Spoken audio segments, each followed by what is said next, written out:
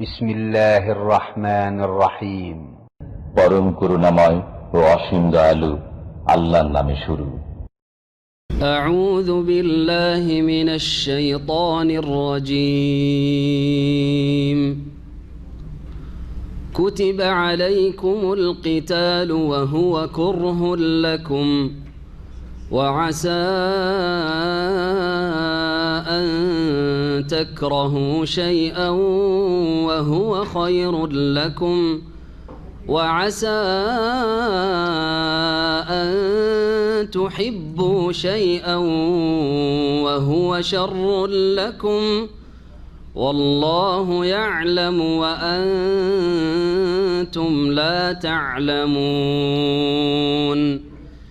يسألونك عن الشهر الحرام قتال فيه قل قتال فيه كبير.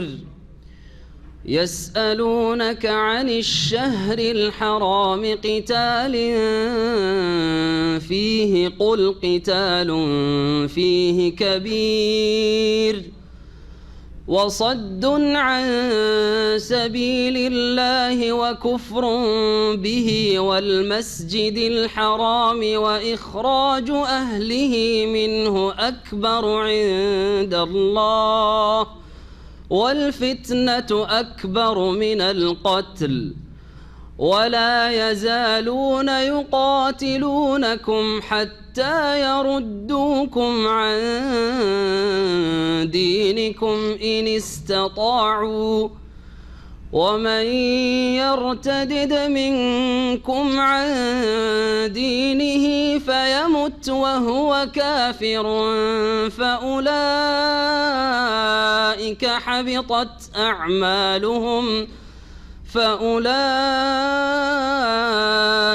حبطت أعمالهم في الدنيا والآخرة وأولئك أصحاب النار هم فيها خالدون. إن الذين آمنوا والذين هاجروا وجاهدوا في سبيل الله أولئك يرجون رحمة الله والله غفور رحيم. يسألونك عن الخمر والميسر قل فيهما إثم كبير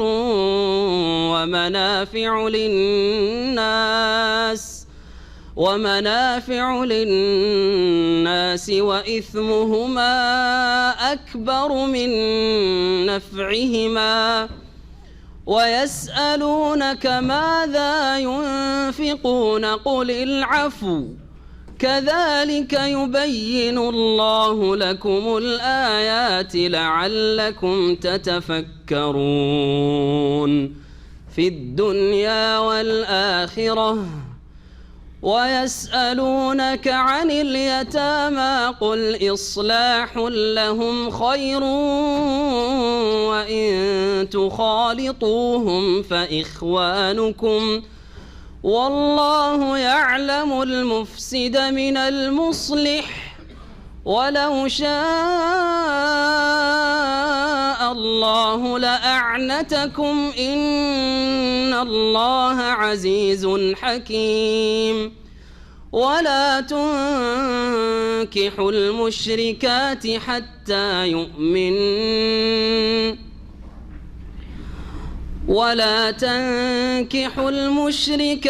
حتى يؤمن ولأمة مؤمنة خير من مشركة ولو أعجبتكم ولا تنكحوا المشركين حتى يؤمنوا ولعبد مؤمن خير من مشرك ولو أعجبكم أولئك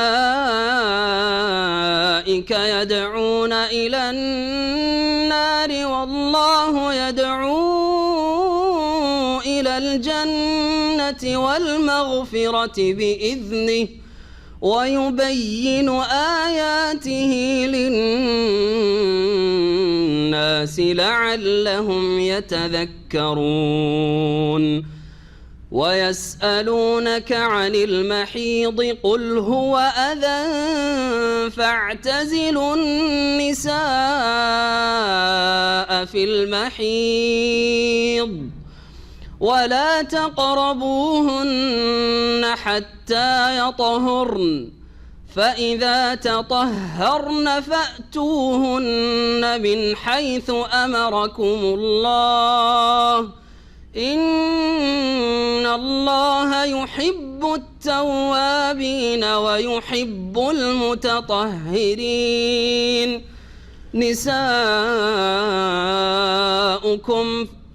نساؤكم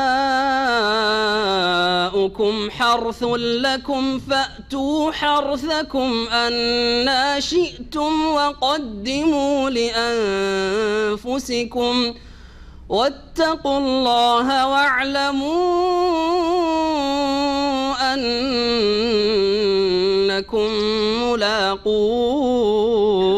ملاقوه وبشر المؤمنين ولا تجعلوا الله عرضة لأيمانكم أن تبروا وتتقوا وتصلحوا بين الناس والله سميع عليم لا يؤاخذكم الله باللغو في أيمانكم ولكن يؤاخذكم بما كسبت قلوبكم والله غفور حليم للذين يؤلون من نسائهم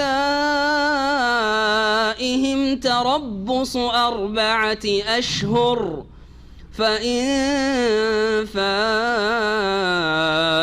فإن الله غفور رحيم وإن عزموا الطلاق فإن الله سميع عليم والمطلقات يتربصن بأنفسهن 3 قروء ولا يحل لهن أن يكتمن ما خلق الله في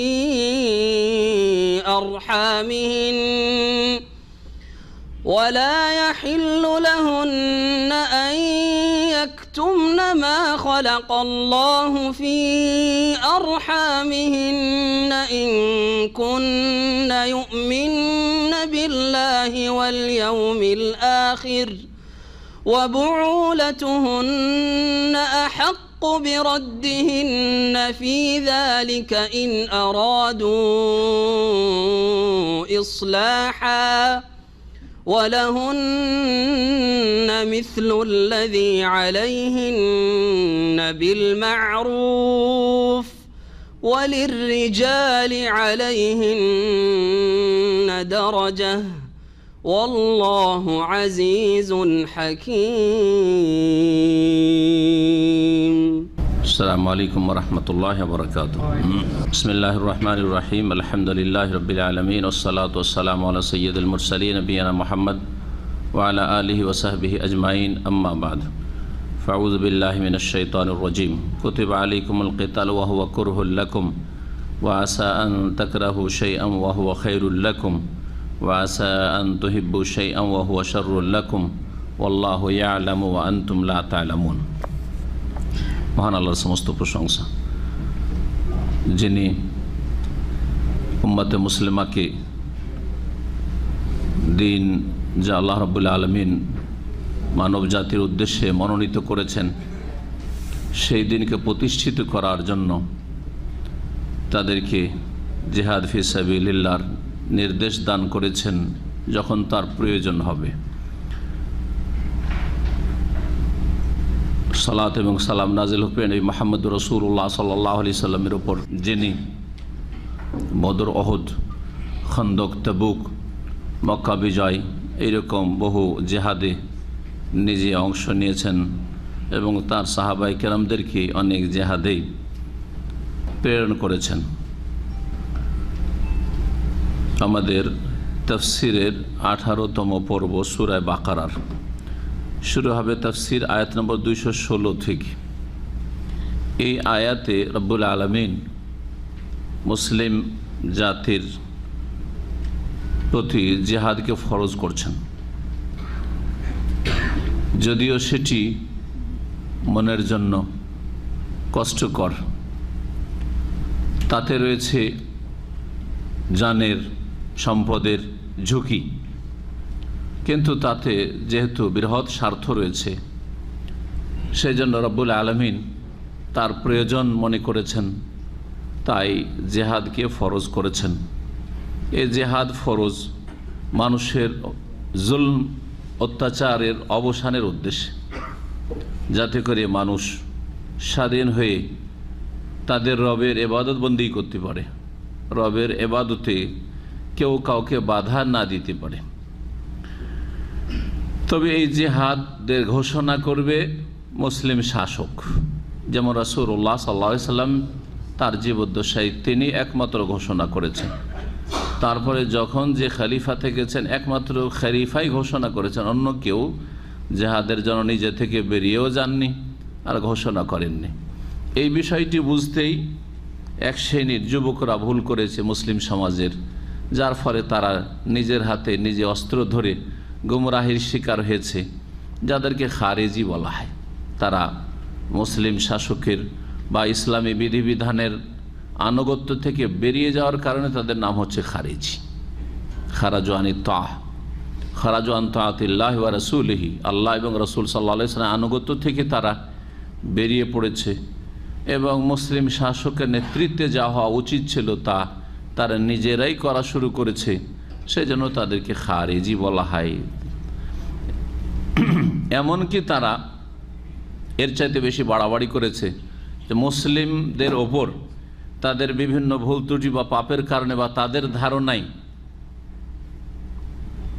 তারা ইসলাম থেকে বেরিয়ে গেছে, তাদের তাকফির, তাদেরকে কাফির বলে আখ্যায়িত করা এবং তাদের রক্তকে হালাল মনে করা, আর মুসলিমকে খুন করাকে হালাল মনে করেছে এই খারিজিরা, যারা এসব ভ্রান্ত আকীদার কারণে মহান আল্লাহ এবং তার রাসূল সাল্লাল্লাহু আলাইহি সাল্লামের আনুগত্য থেকে বেরিয়ে গিয়েছে, যার ফলে তারা হচ্ছে খারেজি বা খাওয়ারিজ বহুবচন। এই খারেজিদের ভ্রান্ত মতবাদ থেকে, গুমরাহি থেকে বেঁচে থাকবেন।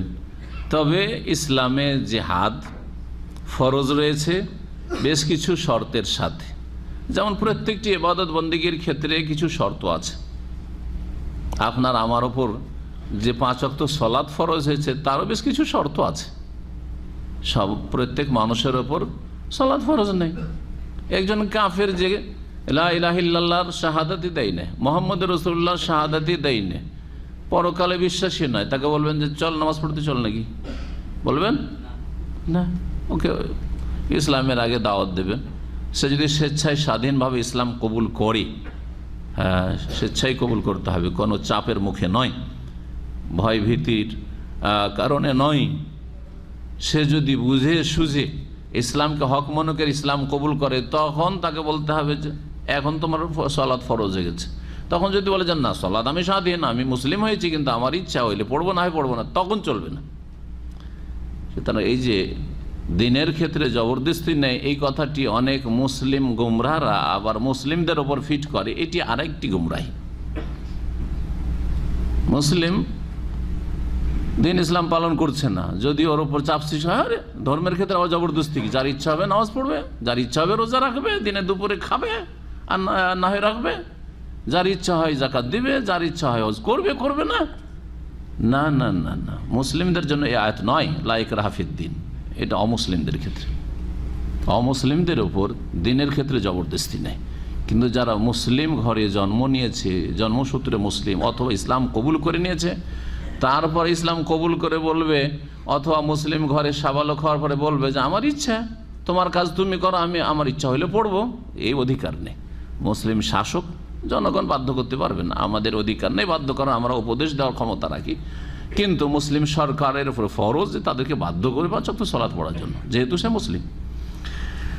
তো আসি এখন তাফসিরের দিকে, কথা লম্বা না করে। মহান আল্লাহ ইরশাদ করেছেন এই জিহাদের ফরজিয়াত সম্পর্কে, কুতিবা আলাইকুমুল কিতাল ওয়া হুয়া কুরহুল লাকুম, হে মুসলিম তোমাদের প্রতি জিহাদ কি, জিহাদ বলে তর্জমা করাটা ভুল হবে, আল কিতাল। জিহাদ মানে প্রচেষ্টা, যার কয়েকটা স্তর আছে, 3টি স্তর বলা যেতে পারে।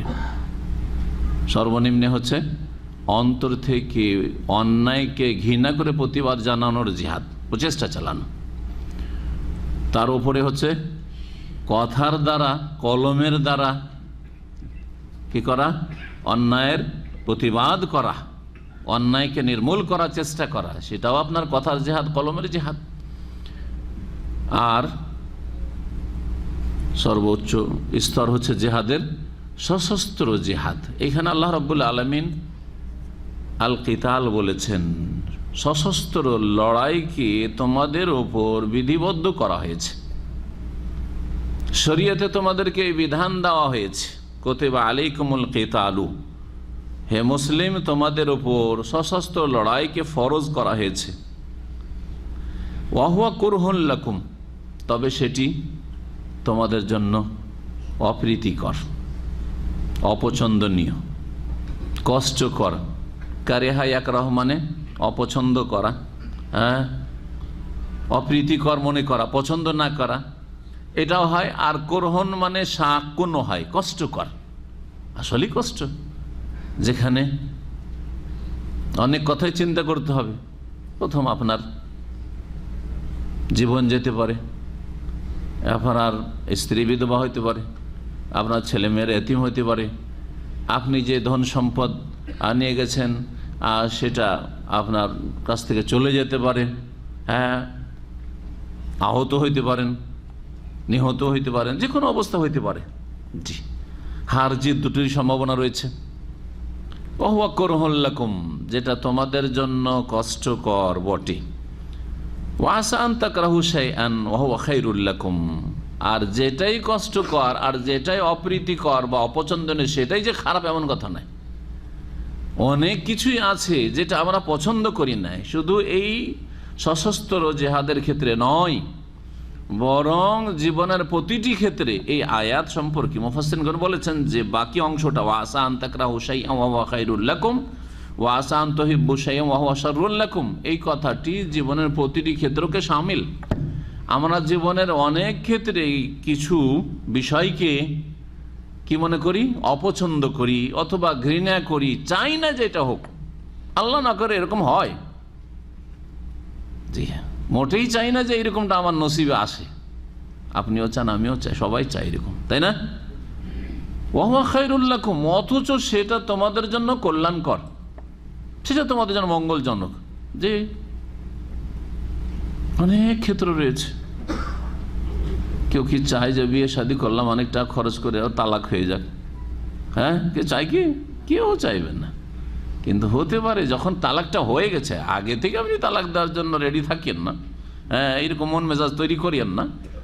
কিন্তু যদি দেখা যায় যে নিরুপায়, তালাক ছাড়ার কোনো গতি দেখছি না, তালাক হয়ে যায়, তো জানবেন যে আসা আনতাকরাহু শাইআন ওয়া হুয়া খায়রুল লাকুম, যেটা তুমি অপ্রীতিকর মনে করছিলে, বড় কষ্টকর মনে করছিলে, মান সম্মানের ব্যাপার আমাদের দেশে তালাক হয়ে যাওয়াটা।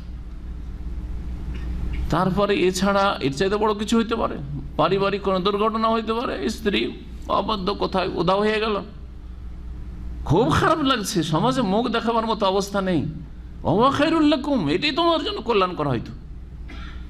জি, এইরকম কোনো সফর করার ক্ষেত্রে, অথবা সফর করতে চেয়েছিলেন আপনি, বাধাগ্রস্ত হয়ে গেলেন, সেই ক্ষেত্রে সফর করতে চাননি, মন চাইছিল না, মোটেই চায় না যে যাবো, কিন্তু সেখানে যাওয়াতে হয়তো কল্যাণ রয়েছে, ইত্যাদি ইত্যাদি। আর এরকম বহু ঘটনা আছে। আজকে থেকে প্রায় 25-30 বছর আগে সৌদি এয়ারলাইন্সের দুর্ঘটনা হয়, দিল্লি থেকে ওটি দাম্মাম এই দাহারানে নামত, দাহারান তখন এয়ারপোর্ট ছিল, দাম্মাম এই এয়ারপোর্ট হয় নাই, তাতে এমন লোক ছিল যেই লোকের ফ্লাইট ছুটে যাওয়া, সেখানে খুব চিৎকার করেছে এসে, খুব হইচই করেছে এয়ারপোর্টে এসে, সময় আছে কেন ডোর ক্লোজ করা হলো, আমাকে যেতে দেওয়া হোক। কোনো মতে যেতে না, ক্লোজ হয়ে গেছে, যেতে দেওয়া হবে না। সে কান্না করতে করতে ফিরে গেল। ভিসা শেষ হয়ে যাচ্ছে, আমার চাকরি চলে যাবে, ভিসা দিবে কি দিবে না, কফিল আর এক্সটেনশন করে। আর তারপর এয়ারপোর্ট থেকে বেরিয়েছে, মাত্র 10 থেকে 15 মিনিটের মধ্যে একেবারে হরিয়ানা স্টেট প্রদেশ, এয়ারপোর্ট থেকে উঠতে মাত্রই সাথে সাথে বিমান ধ্বংস হয়ে গেল। জি হ্যাঁ, জি হ্যাঁ। গত মাত্র 15-20 দিন আগে একটা বাস দুর্ঘটনা হয়েছে পশ্চিমবঙ্গে, যেটা পত্রপত্রিকাতে এসেছে, দেখেছেন হয়তো। হ্যাঁ, গোটা বাসটাই নদীতে পড়ে গেছে, ডুবে গেছে, তলিয়ে গেছে, ঠিক না? আমার এক মাশাআল্লাহ ভক্ত, সে এক স্কুলের, হাই স্কুলের শিক্ষক পড়ায়, ওই বাসে আসে, ওই বাসে যাতায়াত করে। আর সেটা ছিল সোমবার সকাল, দুর্ঘটনার দিন। রবিবারের ছুটির পরে সোমবারে সকালে এসে, একেবারে সকাল সকালে এসে স্কুল ধরে। তারপরে ঘটনার পরে টেলিফোন করলো আমাকে, বললো যে শেখ আমি তো ওটাতে আসি, আর অনেক মাস্টার, ওতে অধিকাংশ চাকরিজীবীরা ছিল, সবাই সকাল 6টার বাসে চাকরির দিকে জয়েন করতে যাচ্ছিল, বাড়ি থেকে ছুটি কাটিয়ে, হ্যাঁ শনিবারের রবিবার ছুটি কাটিয়ে। আমাকে আমার আম্মা বারবার বলছিল যে সপ্তাহে চলে আয় চলে আয় চলে আয়। তো আমি বললাম যে যাকে এই সপ্তাহ শরীরটা ভালো লাগছে না, যাব না। জি হ্যাঁ, সেই বাসটাই দুর্ঘটনা হয়েছে। জি হ্যাঁ, এই আয়াতটা বোঝার জন্য ঘটনা বললাম, কিচ্ছা কাহিনী বলা অভ্যাস আমার নেই, যাতে করে বুঝতে পারেন আপনার আমার জীবনে যদি এরকম কিছু ঘটে যায়, তাহলে সৌদি আরব থেকে এক্সিট লেগে গেল, মন খুব খারাপ, কি করে খাবো, তাই না? মানে আলহামদুলিল্লাহ। জি হ্যাঁ, এতেই কল্যাণ আছে, এতেই কল্যাণ আছে। এর চাইতে বড়, হঠাৎ করে এই বয়সে, আপনার বয়স 30-40, অনেক আশা করছেন আরো বাঁচবো, ছেলে মেয়েকে মানুষ করব, মারা গেলেন, বলেন আলহামদুলিল্লাহ। হতে পারে যে আপনি এখন ঈমান নিয়ে চলে যেতে পারলেন, আর 10টা বছর বাঁচলে ঈমান নিয়ে যেতে পারতেন না, হয়তো শিরক কুফরি করে, অথবা এমন কোনো পরিস্থিতি হয় যেখানে ঈমান ইসলাম হারিয়ে দিয়ে চলে যেতেন, জাহান্নামে চলে যেতেন। 10 বছর আগে চলে গেলেন কিন্তু জান্নাতে চলে গেলেন, ভালো হইল না? জি হ্যাঁ, এইরকম হাদ্দেস ওয়ালা হারাজ বহু উদাহরণ জীবনে আসতে পারে বা দিতে পারেন। ওয়াসান তুহিব্বু শাইআন, আর সম্ভবত এমন কিছুকে তোমরা পছন্দ করো, ওয়া হুয়া শাররুল লাকুম, যেটা তোমাদের জন্য অমঙ্গলজনক, তোমাদের জন্য অনিষ্টকর, যাতে রয়েছে তোমাদের জন্য অনিষ্ট, কোনো ভালাই নাই তাতে। ওয়াল্লাহু ইয়ালামু ওয়া আনতুম লা তা'লামুন, আল্লাহ ভালো জানেন, তোমরা জানো না। আসলে পরিণতি সম্পর্কে তোমাদের কোনো কিছু জানা নেই, আল্লাহ সব কিছু জানছেন। তো সশস্ত্র লড়াই এটা কষ্টকর, তবে এর মাধ্যমে অনেক উপকারিতা রয়েছে। সশস্ত্র লড়াইয়ের মাধ্যমে ইসলামের বিজয় হয়েছে।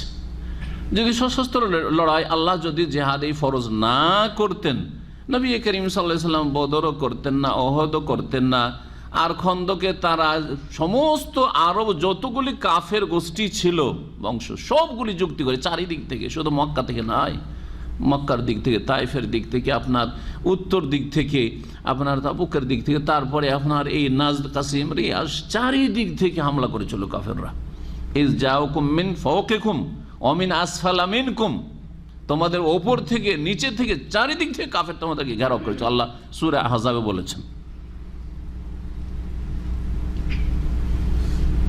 যদি প্রতিরক্ষার আল্লাহ বিধান না দিতেন যে মার খেয়ে থেকে যাও, হ্যাঁ মার খেয়ে থেকে যাও, তাহলে ইসলামকে তারা নিশ্চিহ্ন করে দিত।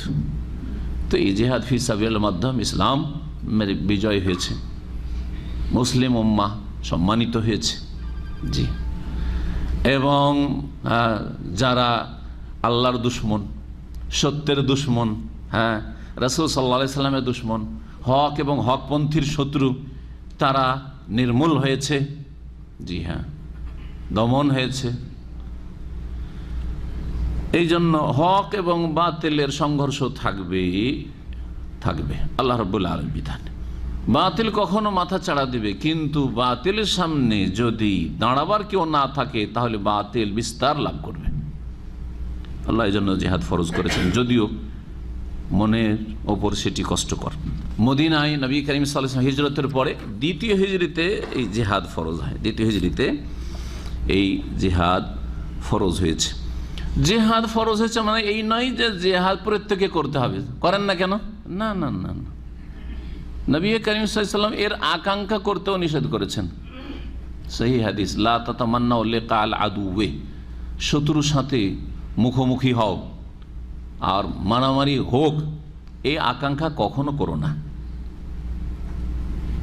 কখনো আকাঙ্ক্ষা করিয়েন না যে হই এরকম পরিস্থিতি।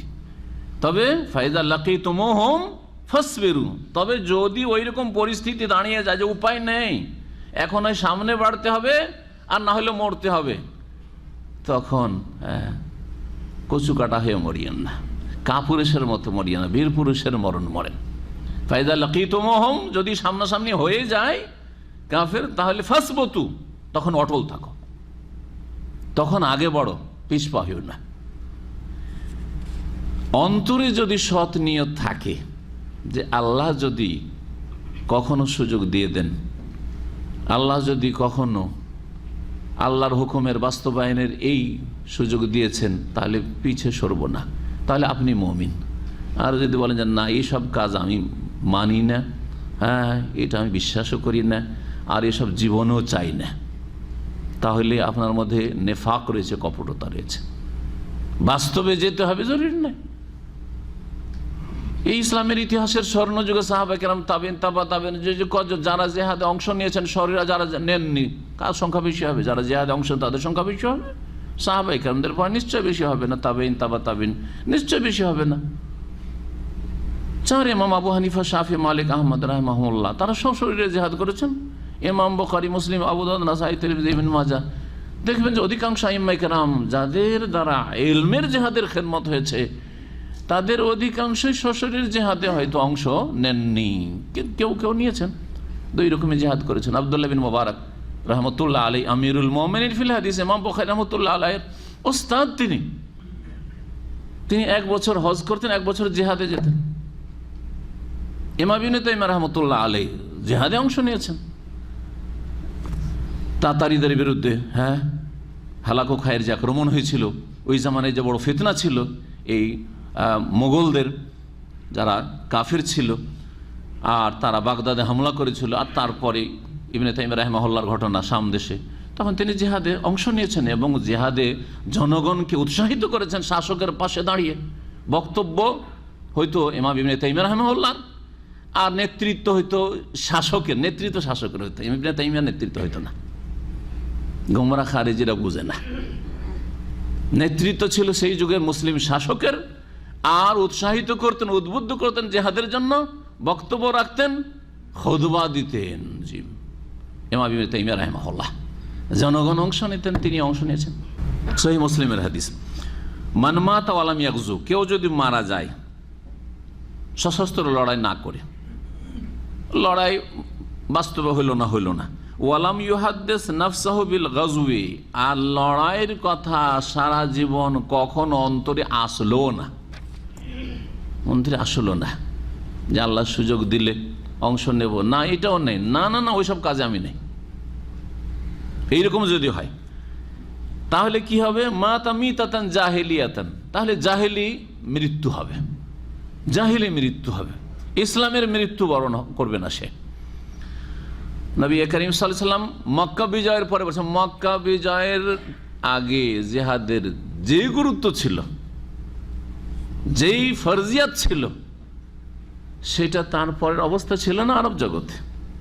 যদি মক্কা বিজয়ের পরে নবী করিম সাল্লাল্লাহু আলাইহি ওয়াসাল্লাম হুনাইনের যুদ্ধ করেছেন, তায়েফের যুদ্ধ করেছেন, মক্কা বিজয়ের বছর বলছেন লা হিজরাতা বাদাল ফাতহে, মক্কা বিজয় হয়ে যাওয়ার পরে আর হিজরত নেই, ওয়ালাকিন জিহাদুন ওয়া নিয়াহ, তবে জিহাদ আছে এবং সৎ নিয়ত আছে। যারা জিহাদে অংশ নেওয়ার সুযোগ পেল, আর যারা সুযোগ পেল না, তারা সৎ নিয়ত রাখবে যে সুযোগ দিলে আল্লাহ রাব্বুল যদি সুযোগ দেন, ওই রকম অবস্থা তৈরি হতে আছি, রেডি আছি।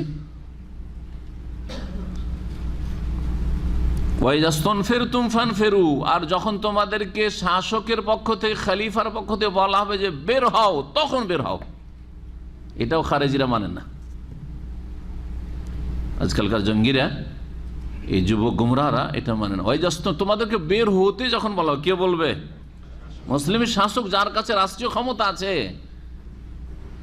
কোন দলের নেতা নয় আর আমির নয়।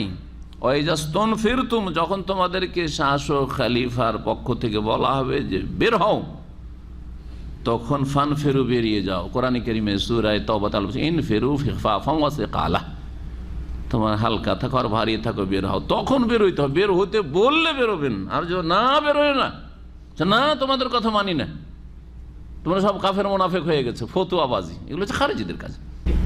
পরের আয়াতে মহান আল্লাহ ইরশাদ করেছেন, ইয়াসআলুনাকা আনিশ শাহরিল হারাম কিতালিন ফীহ। এখানে যে আয়াত রয়েছে, আয়াতের শানে নজুল রয়েছে। জাহিলিয়াতের যুগ থেকে বছরে 12 মাসের মধ্যে 4 মাস হচ্ছে সম্মানিত মাস বেশি, এবং এই মাসগুলিতে প্রাচীন যুগ থেকে, জাহিলিয়াতের আমল থেকেই লড়াই যুদ্ধ কি ছিল? নিষিদ্ধ ছিল। এই মাসগুলিকে আশরে হরম, হারাম মাস, সম্মানিত মাস, নিষিদ্ধ মাস, পবিত্র মাস। এই হারামের এই সবগুলি অর্থ। হারাম মানে পবিত্র, হারাম মানে নিষিদ্ধ, হারাম মানে হচ্ছে সম্মানিত। এই মাসগুলি কি কি? একটি হচ্ছে রজব, আর জিলকাদা, জিলহজ আর মুহররম, 3টি পরপর। নবী করিম সাল্লাল্লাহু আলাইহি সাল্লাম একটি অভিযান পাঠিয়েছিলেন, যাকে আরবি ভাষায় সারিয়া বলা হয়। গাজওয়া, যাতে রাসূলুল্লাহ স্বয়ং সশরীরে অংশ নিয়েছেন, যেমন গাজওয়া বদর, বদরের যুদ্ধ বলা হয়। সারিয়া সেনা অভিযান, মুজাহিদিনদের ছোট্ট একটি দল, খুব বড় দল হইতো না। আর সেই অভিযান নবী করিম সাল্লাল্লাহু আলাইহি ওয়াসাল্লাম পাঠিয়েছেন কোন সাহাবীর নেতৃত্বে। এই অভিযান নাম ছিল সারিয়ায়ে নাখলা। এর নাম ছিল সারিয়ায়ে নাখলা। জি, এটা ছিল তায়েফের দিকে। মদিনা থেকে রাসূলুল্লাহ সাল্লাল্লাহু আলাইহি ওয়াসাল্লাম তায়েফের দিকে বেশ কিছু সাহাবাই কেরামকে পাঠিয়েছিলেন। নেতৃত্ব ছিলেন আব্দুল্লাহ ইবনে জাহশ রাদিয়াল্লাহু তাআলা আনহু। এজন্য এই অভিযানের নাম সারিয়া না, সারিয়া আব্দুল্লাহ বিন জাহশ বলেও সিরাতের কিতাবাদিতে জানা যায়। সারিয়ায়ে নাখলা বা সারিয়ায়ে আব্দুল্লাহ বিন জাহশ। তাদেরকে পাঠিয়েছিলেন জমাদা সানিতে।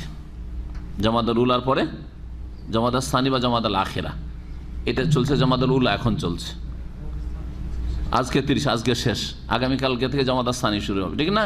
এই জমাদা সানিতে পাঠিয়েছিলেন। জমাদা সানির শেষ দিকে তারা গিয়েছিলেন। আর তায়েফের ওই এলাকায় নাখলা যেতে যেতে তাদের রজব হয়ে গেছে। কখন যে রজব শুরু হয়ে গেছে তারা খেয়াল করেন, রজবের চাঁদ উঠে গেছে, খেয়াল করেন। মোবাইলগুলো বন্ধ করেন। রজব মাস হচ্ছে কোন মাস? হারাম মাস। সেই এলাকায় গিয়ে কিছু কাফেরদেরকে পেয়ে যান, যাদের সাথে লড়াই হয়, আদরকে হত্যা করে দেন। সাহাবাই কেরামগণ যারা এই সারিয়াতে বা অভিযানে গিয়েছিলেন, মাস শুরু হয়ে গেছিল কিসের? রজব মাস শুরু হয়ে গেছিল, হারাম মাস শুরু হয়ে গেছিল। তখন মুশরিকরা সমালোচনার ঝড় উঠিয়ে দিল। এদিকে ইহুদিরা সমালোচনা শুরু করলো। চারিদিক থেকে যত কাফেররা আছে, এখন যারা খারাপ লোক তাদের কেউ সমালোচনা করেন, তাদের কেউ ভুল ধরে না। হাজার হাজার দিনে ভুল করছে, ঠিক না? কিন্তু দাড়িওয়ালা লোক একটু গাড়ি নিয়ে যদি সামান্য একটু ভুল করেন, মোতাওয়া মাফি সুফ, দেখছেন না, দাড়ির দোষ হয়ে গেল। কেউ মদ খাচ্ছে কোনো দোষ না, আর আপনি যদি জুসও পান করেন দাঁড়িয়ে, মোতাওয়া সাজা, ঠিক না? জি হ্যাঁ, এই যে মানুষের স্বভাব, অসৎ লোকদের এরকমটা স্বভাব আসলে। তো কাফেরদের কাছ থেকে এটা নেওয়া, যে ভালো মানুষদের তিলকে তাল করা হয়, আর অসৎ লোকদের বড় বড় বড় বড় গজার মাছও নজরে আসে না তাদের। বড় বড় দোষ, কাবিরা গোনা, চরম অপরাধ, কিচ্ছু নজরে আসে না তাদের। তো যখন খুব সমালোচনা শুরু হইল, জিজ্ঞেস করলেন রাসূলুল্লাহ সাল্লাল্লাহু আলাইহি সাল্লামকে সাহাবায়ে কেরামরা যে এইরকমটা হয়েছে, কাফেররা জিজ্ঞাসা করে যে এটা কেন হইলো, ওইটা কেন হইলো, আর মুনাফিকরাও সুযোগ পেল মদিনার। জি হ্যাঁ, চারিদিক থেকে এইসব প্রশ্ন। আল্লাহ রাব্বুল আলামিন ইরশাদ করছেন, ইয়াসআলুনাকা আনিশ শাহরিল হারাম, লোকেরা হে নবী আপনাকে জিজ্ঞেস করছে আনিশ শাহরিল হারাম, নিষিদ্ধ মাস সম্পর্কে, পবিত্র মাস সম্পর্কে বা এই সম্মানিত মাস সম্পর্কে। কি জিজ্ঞেস করছে, বিষয়টা কি? কেতালিন ফিহে, আর শাহরুল হারাম কেতালিন ফি, আরবি যারা গ্রামার বোঝেন এটা হচ্ছে বদল ইস্তেমাল। আসলে অর্থ আছে এরকম, ইয়াসআলুনাকা আন কেতালিশ শাহরিল হারাম, হে নবী আপনাকে জিজ্ঞেস করছে লোকেরা সম্মানিত মাসে সশস্ত্র লড়াই সম্পর্কে, যে এটা কেমন জায়েজ না না জায়েজ, নেকির কাজ না গুনহার কাজ। ঠিক আছে, জিহাদ ফি সাবিলিল্লাহ, আল্লাহর দ্বীনকে উঁচা করার জন্য, আল্লাহর কালেমাকে উঁচা করার জন্য লড়াই করলেন, কিন্তু সেটা সম্মানিত মাস, এটা কি চলবে, জায়েজ না হারাম? কুল হে নবী ওদেরকে উত্তরে বলে দাও, কেতালুন ফিহে কবির, এই সম্মানিত মাসগুলিতে লড়াই করা হচ্ছে বড় অন্যায়। কবিরুন মানে জুরমুন কবিরুন বা ইসমুন কবিরুন, কবির বড় অন্যায় হয়েছে তাদের। কিন্তু শোনো, শুধু এই অন্যায়টাই নজরে আসলে অন্য অন্য অন্যায় নজরে আসে না। আল্লাহ ওই অন্যায়গুলি তুলে ধরছেন, কাফেরদের অন্যায়গুলি বলছেন। ওয়াসাদ্দুন, কি বলছেন তারপরে? ওয়াসাদ্দুন আন সাবিলিল্লাহি ওয়া কুফরুম বিহি ওয়াল মাসজিদিল হারামি ওয়া ইখরাজু আহলিহি মিনহু আকবার ইনদাল্লাহ। ঠিক আছে, এই সম্মানিত মাসে লড়াই করা হচ্ছে বড় অন্যায়, কথা ঠিক, কিন্তু শোনো, ওয়াসাদ্দুন আন সাবিলিল্লাহ, আল্লাহর রাস্তায় চলতে বাধা সৃষ্টি করা। লোকেরা দলে দলে কালিমা পড়তে চায় কিন্তু বাধা দিয়ে রেখেছো, এমন ধমকদের যে মুসলিম হবে তাকে বেঁচে থাকতে দেব না। মক্কায় এই ঘোষণা কুফরি শক্তি করে রেখেছে, কালিমা পড়লে আর বাঁচতে হয়েছে না, ঠিক না? ওয়াসাদ্দুন আন সাবিলিল্লাহ, আল্লাহর রাস্তায় বাধা প্রদান, ওয়া কুফরুম বিহি, দ্বিতীয় আল্লাহর সাথে কুফরি করা, যিনি সৃষ্টিকর্তা তাকে অস্বীকার করা, তার বিধানকে অস্বীকার করা, তার তৌহিদকে অস্বীকার করা, তার মনোনীত দ্বীনকে অস্বীকার করা, তার রাসূলকে অমান্য করা, অস্বীকার করা। ওয়া কুফরুম বিহি, ওয়া কুফরুম বিল্লাহ, বিহি আই বিল্লাহ, দুটি অপরাধ। আর কি? ওয়াল মসজিদিল হারাম, এই মসজিদ আল মসজিদিল হারামের আত কুফরুনের উপর না, কিসের উপর আছে? সাবিলিল্লাহর উপর। ওয়াসাদ্দুন আন সাবিল, আল্লাহর রাস্তায় চলতে বাধা সৃষ্টি করা, আর মসজিদে হারামে ইবাদত বন্দি করতে যেতে বাধা সৃষ্টি করা।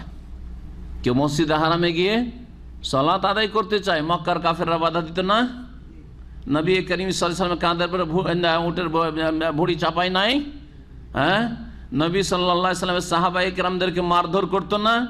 লুকিয়ে ঘরে সালাত আদায় করতে হতো তাদেরকে, নিষিদ্ধ ছিল যে কোনো মুসলিম ইসলাম প্রকাশ করবে আর এসে আল্লাহকে সেজদা করবে কাবা ঘরে এসে। হ্যাঁ, 360টা মূর্তিকে সেজদা করো, স্বাধীনতা আছে আল্লাহর ঘরে, কিন্তু আল্লাহকে সেজদা করার স্বাধীনতা তারা কেড়ে নিয়েছিল। এগুলো অপরাধ নয়? আল্লাহ বলছেন। নবী মুহাম্মদ রাসূলুল্লাহ সাল্লাল্লাহু আলাইহি ওয়াসাল্লাম 1400 সাহাবায়ে কেরামকে নিয়ে হুদাইবিয়ার বছর 6ষ্ঠ হিজরিতে গেলেন। কি উদ্দেশ্যে?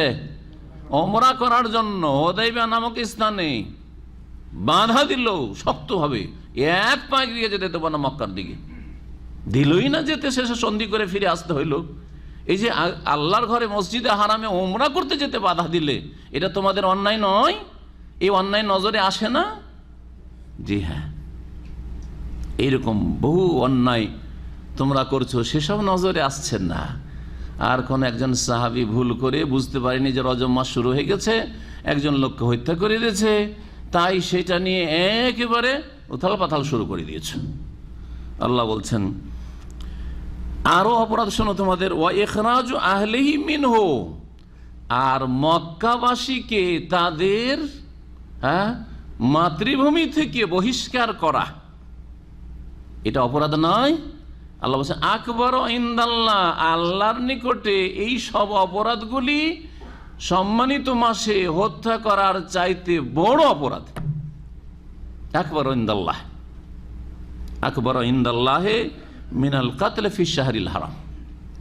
সম্মানিত মাসে একটা লোকে খুন করেছে কোনো একজন মুসলিম, তাও ভুলবশত, ইচ্ছা করে জেনে শুনে নাই, সেটাও অপরাধ। কিন্তু এর চাইতে বড় অপরাধ হলো এই অপরাধগুলি। আল্লাহ রাস্তায় বাধা সৃষ্টি করো, আল্লাহর সাথে তোমরা কুফরি করো, মসজিদে হারামে যেতে বাধা সৃষ্টি করো, এবং মক্কা থেকে মুসলিম হওয়ার অপরাধে তাদেরকে মাতৃভূমি থেকে বিতাড়িত করো, নির্বাসিত করো। এগুলো অপরাধ নয়? 4টি অপরাধ কাফেরদের আল্লাহ রাব্বুল আলামিন এখানে বর্ণনা করলেন যে এগুলি হচ্ছে ওর চাইতে বড় অপরাধ। তোমরা এগুলি করেছ, সেই জন্য এই সাহাবায়ে কেরামকে অভিযানে যেতে হয়েছে। আর তারা বুঝতে পারেননি, সেখানে রজব মাসে তারা হত্যা করে ফেলেছেন। তারপর আল্লাহ বলছেন ওয়াল ফিতনাতু আকবার মিনাল কাতল। তারপরে আর একটি বিষয় দেখো, তোমরা শিরক কুফরিতে ডুবে আছো এবং মানব জাতিকে শিরকে ডুবিয়ে দিতে চাও। ফিতনা মানে শিরক, সবচেয়ে বড় ফিতনা হচ্ছে শিরক। এই ফিতনার তাফসীর সাহাবায়ে কেরাম থেকে প্রমাণিত, নবী করিম সাল্লাল্লাহু আলাইহি ওয়াসাল্লাম প্রমাণিত। ফিতনা হচ্ছে শিরক, সবচেয়ে বড় ফিতনা হচ্ছে পৃথিবীতে শিরক, বহুত্ববাদ। আর তারপরে অন্য বিশৃঙ্খলা, অন্য ফিতনা। আর আরেকটা অপরাধ হলো হত্যা করা। হত্যা করা বড় অপরাধ না শিরক করা বড় অপরাধ? জি হ্যাঁ, তাই আল্লাহ বলছেন অল ফিতনা তো আকবার মিনাল কাতল। তোমরা শিরকে ডুবে আছো, আর মানব জাতিকে যারা শিরক থেকে উঠে আসতে চায় তাদেরকেও ডুবিয়ে দিচ্ছ জবরদস্তি। এটা হত্যার চাইতে বড় অপরাধ। ওয়ালা ইয়াজালুনা ইউকাতিলুনাকুম, হে মুসলিমরা, তোমাদের বিরুদ্ধে সর্বদাই তারা সশস্ত্র লড়াই করতে থাকবে। এই কাফেররা, এটা হচ্ছে কাফেরদের স্বভাব, ছেড়ে দেবে না তোমাদের বিরুদ্ধে, তাদের সংগ্রাম থামবে না, তাদের ষড়যন্ত্র থামবে না, বরং তাদের লড়াইও থামবে না। হাত্তা ইয়ারুদ্দুকুম আন দীনিকুম, যতক্ষণ পর্যন্ত তোমাদেরকে তোমাদের দিন থেকে, সত্য দিন থেকে, আল্লাহর মনোনীত দিন থেকে ফিরিয়ে না দিতে পারে। এই জন্য কাফেরদেরকে যতই ছাড় দেন, ঠিক আছে এটা দিলাম, হয়তো রাজি হয়ে যাও, কখনো রাজি হবে না। আজকাল রাজি করার যুগ। সারা বিশ্বে মুসলিমরা শুধু কাফেরদেরকে রাজি করার তালে আছে, যে কিসে রাজি হয়ে যায়, এটা ছাড় দিলাম, ওইটা ছাড় দিলাম। হ্যাঁ, ওয়ালান তারদা আনকাল ইয়াহুদ ওয়ালান নাসারা হাত্তা তাত্তাবিআ মিল্লাতাহুম। আল্লাহ আয়াতে বলছেন কখনো ইহুদি খ্রিস্টান তোমাদের সন্তুষ্ট হবে না যতক্ষণ পর্যন্ত তাদের ধর্মকর্ম না মেনে নেবে, ধর্মের অনুসারী না হয়ে যাবে। এখানে তাই বলছেন হাত্তা ইয়ারুদ্দুকুম আন দীনিকুম ইন ইসতাতাউ, যদি তারা পারে, যদি তারা সক্ষম হয়, যথাসাধ্য তারা চেষ্টায় লেগে আছে যে তোমাদেরকে কাফের বানিয়ে দেবে, খ্রিস্টান বানিয়ে দেবে। এই জন্য দেখেন মুসলিম দেশে খ্রিস্টান মিশনারি এত বেশি কাজ করছে, খ্রিস্টান এনজিও কাজ করছে, কোনো বাধা নেই, ছাড় দিতে আছেন এনজিও। ওরা স্কুল চালাচ্ছে, ওরা হাসপাতাল চালাচ্ছে, খ্রিস্টান বানাচ্ছে মুসলিমদেরকে আর অন্যদেরকেও। আর মুসলিম এনজিও যদি হয়, জানি না, এই মুসলিম এনজিও মনে হয় এই জঙ্গি তৎপরতা চলছে এখানে, কথা বোঝা গেছে না? হলো অবস্থা। আজকে ইন্দোনেশিয়ার অবস্থা দেখেন, সেখানে বড়ই চক্রান্ত চলছে ইন্দোনেশিয়ান জাতিকে খ্রিস্টান বানিয়ে দেওয়ার জন্য। বাংলাদেশে বড় ষড়যন্ত্র চলছে, জি হ্যাঁ, আর অন্য দেশে তো চলতেই আছে। কিন্তু তারা গোটা আফ্রিকায় বহু মুসলিম দেশ আছে, অধিকাংশ এই মুসলিম দেশগুলিতে এই খ্রিস্টান মিশনারি বেশি তৎপর। যদি আলহামদুলিল্লাহ কাফেররা এই ক্ষেত্রে সাকসেস হয়নি, নামে মাত্র মুসলিম হইলেও সহজে খ্রিস্টান হতে চায় না, ইল্লা মাশাআল্লাহ, যে আগে ইসলাম থেকে বেরিয়ে গেছে। যারা খ্রিস্টান হয়েছে, যেসব মুসলিম, তারা ওই খ্রিস্টান হওয়ার অনেক আগে ইসলাম থেকে বেরিয়ে গেছে। তারা যদি ওই রকম মুসলিম হয়েও বেঁচে থাকতো, তারপরেও তারা মুরতাদ ছিল, ইসলামের সাথে কোনো সম্পর্ক ছিল না। কারণ ইসলাম ভঙ্গকারী যে প্রসিদ্ধ 10টি বিষয় রয়েছে, তার কয়েকটা করে তার অনেক আগে থেকেই তাদের মধ্যে পাওয়া যেত। সুতরাং ওই রকম আগাছা মুসলিম থেকে লাভ নেই, লাভ নেই। সেই জন্য ধাক্কা দিয়ে তাদেরকে কি বিদায় করে দেবো, নাকি খ্রিস্টান বানিয়ে দেবো, না এনজিওকে সুযোগ দেবো, না ওগুলোকে দাওয়াত দিয়ে কাজের মুসলিম বানাবো। আগাছা সরিয়ে দিয়ে গাছ রোপণ করতে হবে। আর এই আগাছাগুলি যদি কাজে লাগাবার যোগ্য হয়, তাহলে সেগুলিকে কাজে লাগাবার যোগ্য বানাইতে হবে। অর্থাৎ এগুলোকে দাওয়াত দিয়ে হেদায়েত করে ইসলামের গণ্ডিতে নিয়ে আসার চেষ্টা করতে হবে। ইসলাম থেকে অনেক দূরে চলে গেছে এরা, সারা জীবন ইসলাম বলে তাদের কোনো খেয়াল নেই, না শিখে লায়াতা আল্লামহু ওয়ালা ইয়ামালু বিহি, না নিজে শিখেছে, ইসলামের কিছুই জানে না, আর না আমল করে। জি, সূরা ফাতিহা পড়তে জানে না, সূরা ইখলাস নাস ফালাক কিচ্ছু মুখস্থ নেই, না তাহাত মুখস্থ আছে, না আল্লাহুম্মা সাল্লি আলা মুহাম্মদ মুখস্থ আছে। কি দিয়ে সালাত আদায় করবে? বয়স 30, 40, 50 হয়ে গেছে। তো এইরকম মুসলিম কোত্থেকে মুসলিম? জীবনে অনেক কিছু শিখেছে কিন্তু সূরা ফাতিহা পর্যন্ত পড়তে পারে না ঠিক করে। আর কোনো বাড়াবাড়ি কথা বলছি না। আমি 2-3 দিন আগে এক সৌদি ধরিয়ে দিল যে আমার এই আমের, আচ্ছা একটু জিজ্ঞেস করেন মুসলিম কিনা। তো মুসলিম পরীক্ষা করার জন্য প্রথম সূরা ফাতিহা জিজ্ঞেস করলাম, সূরা ফাতিহাটা ঠিক করে পড়তে পারলো না। ইন্না লিল্লাহি ওয়া ইন্না ইলাইহি রাজিউন। জি, আত্মাহ তো পারলই না, দরুদ তো পারলই না। হ্যাঁ, আর সূরা ইখলাসও ওই রকমই, অর্ধেকটা পারলো অর্ধেক পারলো না। তাহলে বলেন এভাবে ইসলাম টিকে থাকবে? আমাদেরকে দাওয়াতি কাজে তৎপর হইতে হবে। এসব মুসলিমগুলিকে আল্লাহকে ভালোবাসে, হয়তো কিছুটা ভালোবাসা অন্তরে আছে সামান্য থাকলেও। রাসূল সাল্লাল্লাহু আলাইহি ওয়াসাল্লামকে ভালোবাসে কিন্তু ভালোবাসতে জানেন না, অনেক দূরে চলে গেছে। এদেরকে উদ্ধার করে নিয়ে আসতে হবে। এরা যেন সাগরে হাবুডুবু খাচ্ছে অথবা আগুনে তারা ফেসে গেছে, এদেরকে উদ্ধার করতে হবে। এই অভিযান আমাদেরকে চালাইতে হবে। রব্বুল আলামিন যেন তৌফিক দান করেন। তারপরে মহান আল্লাহ বলছেন, ওয়ামাইয়ারতাদিদ মিনকুম আন দীনিহি, তোমাদের মধ্যেকার কেউ যদি নিজ দিন থেকে অর্থাৎ দ্বীন ইসলাম থেকে বিমুখ হয়ে যায়, মুরতাদ হয়ে যায়, ফায়ামুত ওয়া হুয়া কাফির, আর সে মৃত্যুবরণ করে কুফরি অবস্থায়, ফাউলাইকা হাবিতাত আমালুহুম ফিদ দুনিয়া ওয়াল আখিরাহ, তাহলে এই শ্রেণীর লোকদের ইহকাল পরকালে আমলগুলি নিষ্ফল হয়ে যাবে, ব্যর্থ হয়ে যাবে, কোনো কাজে আসবে না তাদের আমল। যা আমল আগে করেছিল মুরতাদ হওয়ার কারণে সবগুলি কি হয়ে গেল?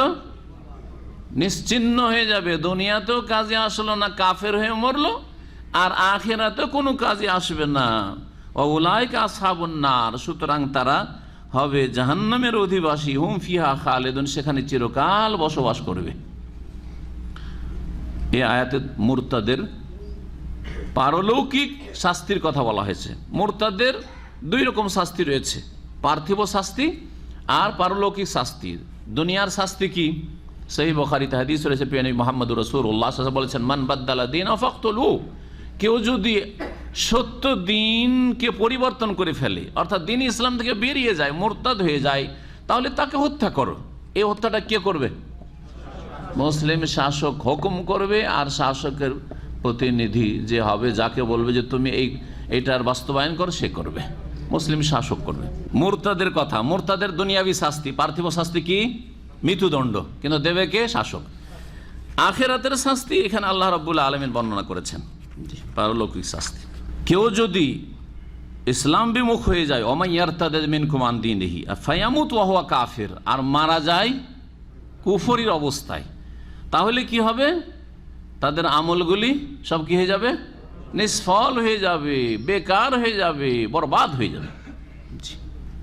কুফরির অবস্থা যদি মৃত্যুবরণ করে, এই কথা যখন বলেছেন, এই কোরআনের বাগধারা প্রমাণ করে যে কেউ যদি মাঝখানে মুরতাদ হয়ে যায় আর আল্লাহ যদি তার ভাগ্যে আবার ইসলাম জুটিয়ে দেয়, ফিরে চলে আসে, তাহলে আগে যে আমলগুলি করেছিল মুরতাদ হওয়ার আগে, সে আমলগুলি কি নষ্ট হয়ে থেকে যাবে না পাবে?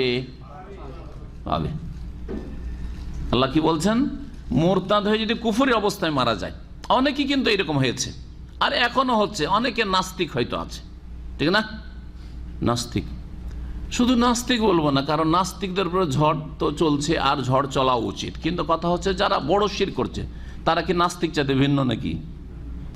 আমাদের দেশের মানুষরা নাস্তিককে চেনে, কিন্তু কবর মাজার পূজা করে ইসলাম থেকে খারিজ হয় ওটাকে চেনে না, আবার ওরাকে খাঁটি মুসলমানই মনে করে, ঠিক না? এটাও চেনাইতে হবে যে 2 অপরাধ সমান। নাস্তিকের অপরাধ আর বড় শিরকারীর অপরাধ সমান, কোনো পার্থক্য নেই। ভালো করে শোনেন।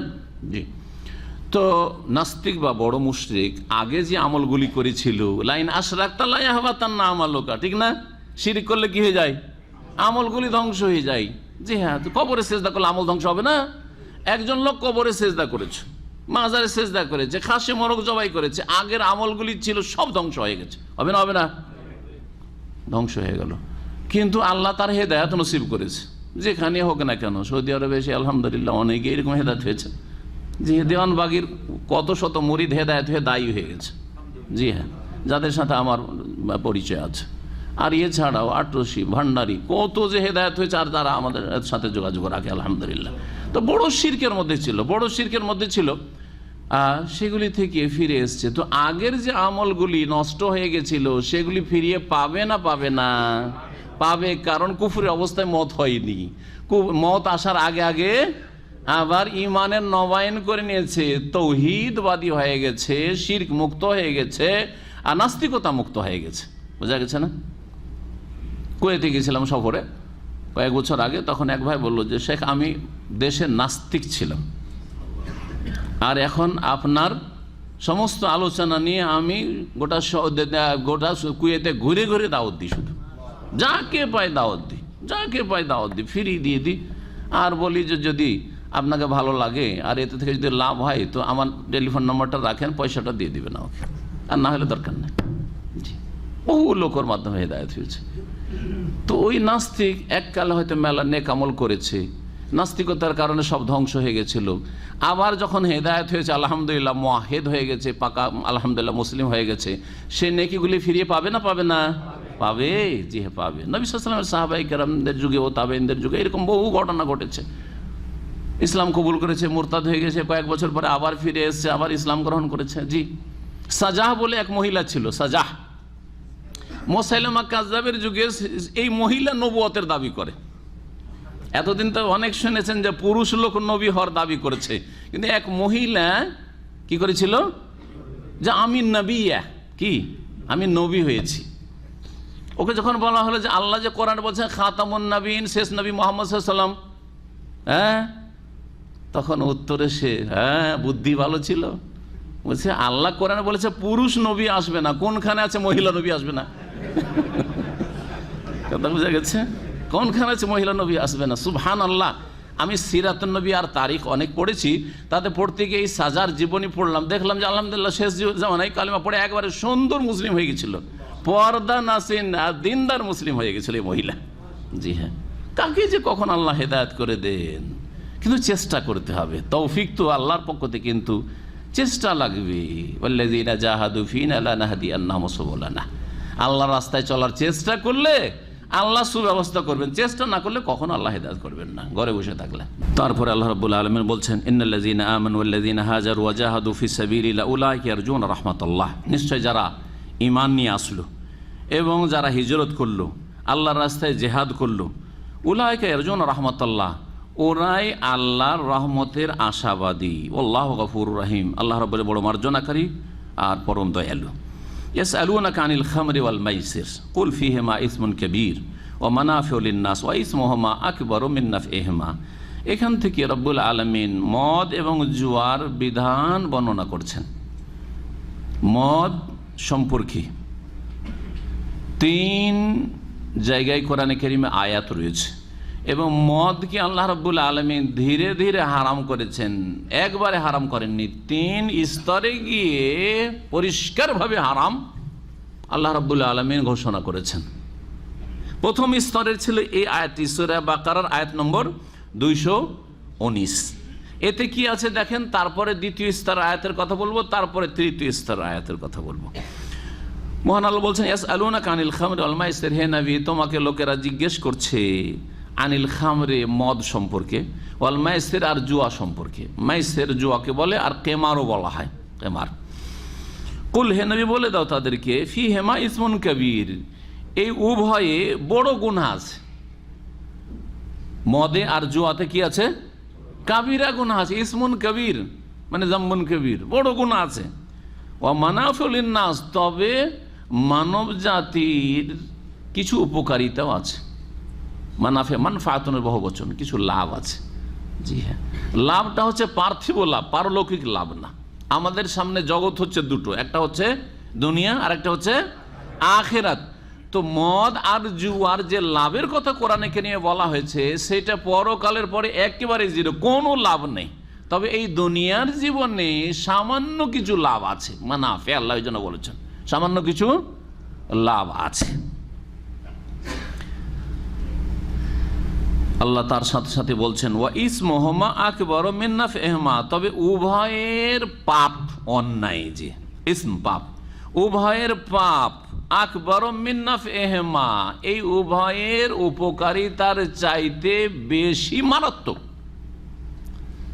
একদিকে পাপ রাখো আর একদিকে লাভ রাখো, কোনটা বেশি? পাপ হচ্ছে বড়, পাপ হচ্ছে বেশি।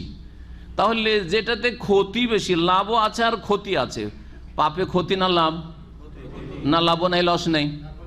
হ্যাঁ, পাপের বোঝা যদি থাকে দুনিয়াও ক্ষতিগ্রস্ত, আখেরাতেও ক্ষতিগ্রস্ত। দুনিয়াতে আল্লাহর আযাব গজব আসবে, আল্লাহর রহমত হবে না, আর আখেরাতে পাকড়াও হবে। তাহলে পাপ যদি মানুষের থাকে তো দুনিয়া আখেরাত দুটোতে ক্ষতি। জি হ্যাঁ, পক্ষান্তরে এর লাভটা হচ্ছে শুধু দুনিয়াতে আর সামান্যতম কিছু লাভ। এই কোরআনে কারীমের এই আয়াতের ভঙ্গিমা থেকে জানা যায় যে দুনিয়ার সব কিছুতেই কিছু লাভ আছে আর কিছু ক্ষতি আছে। মদের মতো হারামে, যাকে উম্মুল খাবায়েস হাদিসে বলা হয়েছে, সমস্ত নোংরামির জড়, নোংরামির শিকড় বা নোংরামির মা, যাই বলবেন, মা উম্মুন মানে মা, উম্মুন মানে জড়, উম্মুন মানে শিকড়। জি, উম্মুল কোরা, সমস্ত জনপদ, যত শহর দেশ সারা বিশ্বে রয়েছে, সব কিছুর মূল আসল কেন্দ্র হচ্ছে মক্কাতুল মুকাররমা, যেন উম্মুল কোরা বলা হয়েছে। আর উম্মুল খাবায়েস, যত নোংরামি আছে, সমস্ত নোংরামির জড়, মূল কেন্দ্র হচ্ছে মদ। মদ খেয়ে নেওয়ার পরে কোনো পাপ থেকে থামানো যাবে না। মদ খাওয়িয়ে দিয়ে সব পাপ করিয়ে নেওয়া যেতে পারে। শিরক করছে তাও হুঁশ নেই, কুফরি কথা বলছে তাও হুঁশ নেই, খুন করছে তাও হুঁশ নেই, হ্যাঁ জিনা করছে তাও হুঁশ নেই, যা ইচ্ছে তাই করছে। মা বোন কিছুই চিনেন না, কোনটা মা কোনটা বোন কোনটা মেয়ে কিছুই চিনেন না। উম্মুল খাবায়েস, সুবহানাল্লাহ। অন্য কোনো পাপে এরকমটা হয় না। সুতরাং মদ যত সহজ, আজকালকার কিছু উচ্চশিক্ষিত, দুনিয়ার উচ্চশিক্ষিত অথবা এই এক শ্রেণীর মানুষরা মনে করে, তারা মনে করে মদের ক্ষেত্রে আমার দিন ইসলামের ঊর্ধ্বে, জাতিতে মুসলিম কিন্তু মদ থেকে মুক্ত নেই, মদ থেকে মুক্ত নেই। ইল্লা মাশাআল্লাহ, পাওয়াই মুশকিল আছে। এদের ভিতরের খবর যে পাওয়াই মুশকিল আছে এরকম যারা ওপর মহলের লোক, যাদেরকে মনে করা হচ্ছে পয়সার ক্ষেত্রে অথবা নেতৃত্বের ক্ষেত্রে, ইল্লা মাশাআল্লাহ, ইন্না লিল্লাহি ওয়া ইন্না ইলাইহি রাজিউন। কুফরি শক্তি, ইহুদি নাসারাদের শক্তি কি করে মুসলিমদের উপর বিস্তার লাভ করেছে, যে লা তাত্তাবিউনা সুনানা মান কানা ক্বাবলাকুম, যেমন কাফেরদের পানাহার তেমনি হচ্ছে মুসলিমদের পানাহার। এই আয়াত থেকে জানা গেল যে সব কিছুতে লাভ আছে আর লস আছে, তবে হালাল হারামের বিবেচনাটা কিসের ভিত্তিতে হবে? যদি তাতে ক্ষতির দিক বেশি থাকে তাহলে হারাম, লাভ আছে কিছু কিন্তু ক্ষতির দিক বেশি। আর যদি দেখা যায় যে লাভের দিক, উপকারিতার দিক বেশি আছে, ক্ষতি সামান্য আছে, তখন সেটা হালাল। খুব বেশি হইলে অপছন্দনীয় হইতো, না করলেই ভালো। জি হ্যাঁ, গরুর গোস্ত খান, খাসির গোস্ত খান, লাভ আছে না নেই? ক্ষতি নেই? ক্ষতি আছে। অনেকে খান না, একবার হারাম করে দিয়েছেন, চর্বি ধরে গেছে, প্রেশার রে ভাই, সুগার রে ভাই, আর খাওয়া যাচ্ছে না, হারাম করে দিয়েছি, কয়েক বছর দিয়ে খাইনি, তাই না? চিন্তা করেন আপনি, শুকুরের গোস্তে, কুকুরের গোস্তে ক্ষতি বেশি, সেজন্য আল্লাহ হারাম করেছেন। গরুর গোস্ত, খাসির গোস্ত, এইসবে লাভ বেশি, লোকসান কম, সেজন্য আল্লাহ হালাল করেছেন। ওই রকমই আপনার ঘরে যদি টিভি রাখেন খবর শোনার নামে, দেখতে হবে আপনাকে যে আপনার বাড়িতে টিভি রেখে লাভ বেশি না লস বেশি, নেকি বেশি না গুনাহ বেশি? অধিকাংশ লোকের গুনাহ বেশি। সুতরাং টিভি রাখাটা ভালো মানুষের পরিচয় নয়। টিভি রাখা ভালো মানুষের পরিচয় নেই বাড়িতে, কারণ এই টিভি আপনি আয়ত্তে রাখতে পারবেন না। আপনি খুব ভালো মানুষ, আপনার স্ত্রী খুব ভালো মানুষ, হ্যাঁ শাইখের আলোচনা শোনার জন্য রেখেছি, কিন্তু আপনারা যেমনই এদিক সেদিক হন, একটু ঘুমান, তখন ছেলেরা তখন ফিল্ম দেখা শুরু করে। কম্পিউটার বাড়িতে রাখেন, কম্পিউটার ছাড়া বাঁচবেন? আজকাল স্মার্টফোন ছাড়া বাঁচবেন? যদি আপনার কাছ থেকে এক সপ্তাহের জন্য ফোন নিয়ে নেওয়া হয়, মনে হচ্ছে যে মরেই গেছি, দুনিয়ার সাথে কোনো যোগাযোগ নাই, ঠিক না? এখন যে পরিস্থিতিটা হয়েছে, সুবহানাল্লাহ, কারো যদি মোবাইল খারাপ হয়ে যায় 2-3 দিনের জন্য মাথা খারাপ হয়ে গেছে, কারো সাথে যোগাযোগ নাই রে ভাই, একেবারে দুনিয়া থেকে বিচ্ছিন্ন, ঠিক কিনা? আউযুবিল্লাহ, কি অবস্থা রয়েছে, এটা 10 বছর আগেও ছিল না। 10 বছর আগেও ছিল না, আমরা এখানে থেকেছি। মোবাইল তো দূরের কথা, আর এই কার্ড তো দূরের কথা, কয়েন নিয়ে গিয়ে লাইন লাগিয়ে দাঁড়িয়ে দাঁড়িয়ে, জি হ্যাঁ 99, 2000, 2004, 5 পর্যন্ত এরকমই চলেছেন। লাইন নিয়ে লাগিয়ে আছে, লোকে কয়েন নিয়ে ঢোকাচ্ছে আর ফোন করছে। 1 মিনিটে 8 রিয়াল, 9 রিয়াল যায়, 10 রিয়াল যায়, সুতরাং বেশি না রে বাবা, 2-3 মিনিট কথা বলে শেষ, ঠিক না? কি অবস্থা এখন, ফিতনা, বড় ফিতনা। এখন আপনার কাছে স্মার্টফোনটা হালাল না হারাম? আপনার নাই ফতোয়া দিলেন, টিভির ক্ষেত্রে ফতোয়া দিলেন যে হারাম ফতোয়া দিলেন, এই স্মার্টফোন হালাল না হারাম? এখন হালাল করে দিলেন না? একই, টিভির চাইতে খারাপ জিনিস এটা আছে, ইউটিউবে আর ফেসবুকে টিভির চাইতে খারাপ কিছু আছে। তাহলে এটা হালাল না হারাম? আপনি বলবেন যে আমার জন্য হালাল না হারাম, আমি বলতে পারবো না। কেমন করে? আপনার যদি এই মোবাইল দিয়ে নেকি বেশি হয়, চোখের সামনে মহিলা ছবি আসতে সরাই দিলেন, সাথে সাথে একবারে, 1 সেকেন্ডও দেরি না। নজরুল ফাজা যেটাকে বলা হয়েছে, আকস্মিক নজর পড়া, সামনে একটা মহিলা নজর পড়ে গেল, গোনা তো হবে না? না, চট করে আপনাকে নজর ফেলে কোনো গুনাহ হবে না। কিন্তু যদি নজরটা পড়ে গেছে, একটু ভালো করে দেখেই নি, তো কি হবে? গুনাহ হবে না? হবে না? ঠিক ওই রকমই, আরে ফেসবুকে দেখছি এক মহিলা খুব সুন্দর, ভাষা তো খুব সুন্দর লাগে, একটা সঙ্গীত পড়ছে খুব সুন্দর, হ্যাঁ, ইত্যাদি ইত্যাদি দেখতে শুরু করলেন, অথবা আরও কিছু দেখতে শুরু করলেন, একটা ড্যান্স তো খুব সুন্দরই লাগে, শুরু হয়ে গেল গুনাহ। তাহলে এদের জন্য হারাম, এদের জন্য এই মোবাইল রাখা হারাম, সোজা কথা। কিন্তু যাদের সামনে গুনার কিছু আসলে সাথে সাথে সরিয়ে দেয়, আর নেকিটা আসলে হ্যাঁ ঠিক আছে, চলো এটা শুনি, নেকিটা এটা দেখি, এটা শুনি, তাহলে তাদের জন্য শুধু হালাল না, সওয়াবের কাজ, সওয়াবের কাজ। আপনি যদি আপনার রুমে টিভি রেখে, মাশাআল্লাহ, আমি ইসলামিক টিভি, সহি আকিদা একটা টিভি আছে, মানে পিস টিভি চলছে, আমি শুনবো, আর আমার ঘরে লক রাখবো, আর অন্য কোনো চ্যানেল যাতে না আসে, আর আসলে আমার রুমে লক থাকবে, ছেলে মেয়েরা কেউ এখানে কোনো চান্স পাবে না, তাও ঠিক আছে। কিন্তু কে এটা করতে পারেন? আমি দেখেছি অনেক পরিবারে তারা এই আশাতে ঘরে টিভি ঢুকিয়েছিল, কিন্তু তাদের ছেলে মেয়েরা খারাপ হয়ে গেছে, আর মোবাইলে আজকাল আরও বেশি খারাপ হচ্ছে। আল্লাহ যেন হেফাজত করেন। তো হালাল হারামটা এই মদের আয়াত থেকে আর জুয়ার আয়াত থেকে আপনি বুঝবেন অনেক ক্ষেত্রে আমার জন্য এটা হালাল হবে কি হবে না। জি হ্যাঁ, সাধারণ যদি 50 টাকার একটা মোবাইল রাখেন, আর সেটা দিয়ে শুধু হারাম কল, যাকে তাকে মহিলাদের সাথে কথা, বেগানা মহিলাদের সাথে, তো হারাম হবে না এটা? হ্যাঁ হারাম। আপনি হারাম কাজ ইউজ করছেন, সেই জন্য আপনার প্রয়োগের কারণে এটা হারাম হয়ে যাচ্ছে।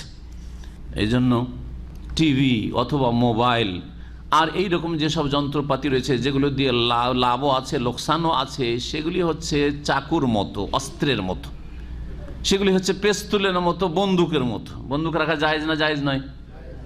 জায়েজ। সবার জন্য জায়েজ? বলবো চোর ডাকাতের জন্য জায়েজ নয়। কিন্তু কেউ যদি নিজের প্রতিরক্ষার জন্য, অনেক দুশ্মন আছে আর সরকার থেকে লাইসেন্স নিয়ে রাখে আমার প্রতিরক্ষার জন্য, তো জায়েজ, ঠিক না? এই ছিল প্রথম আয়াত। এই আয়াত যখন নাজিল হইল, এই মর্মে হাদিসটা শুনে মুসনাদ আহমদে হাদিস রয়েছে, উমর রাদিয়াল্লাহু তাআলা আনহু বর্ণনা করছেন, লাম্মা আনজালা তাহরিম আল খামর বা লাম্মা উনজিলা তাহরিমুল খামর, যখন মদ হারাম করা হইল, উমর রাদিয়াল্লাহু তাআলা এই দোয়া করতেন, আল্লাহুম্মা বায়্যিলনা ফিল খামরি বায়ানান শাফিয়ান, আল্লাহ মদের ক্ষেত্রে একটা ক্লিয়ার কথা বয়ান করে দাও, স্পষ্ট কথা বয়ান করে দাও। অস্পষ্ট মদে জুয়াতে লাভও আছে লোকসান আছে, লাভ চাইতে ক্ষতিটাই বেশি বা গুনাহ বেশি।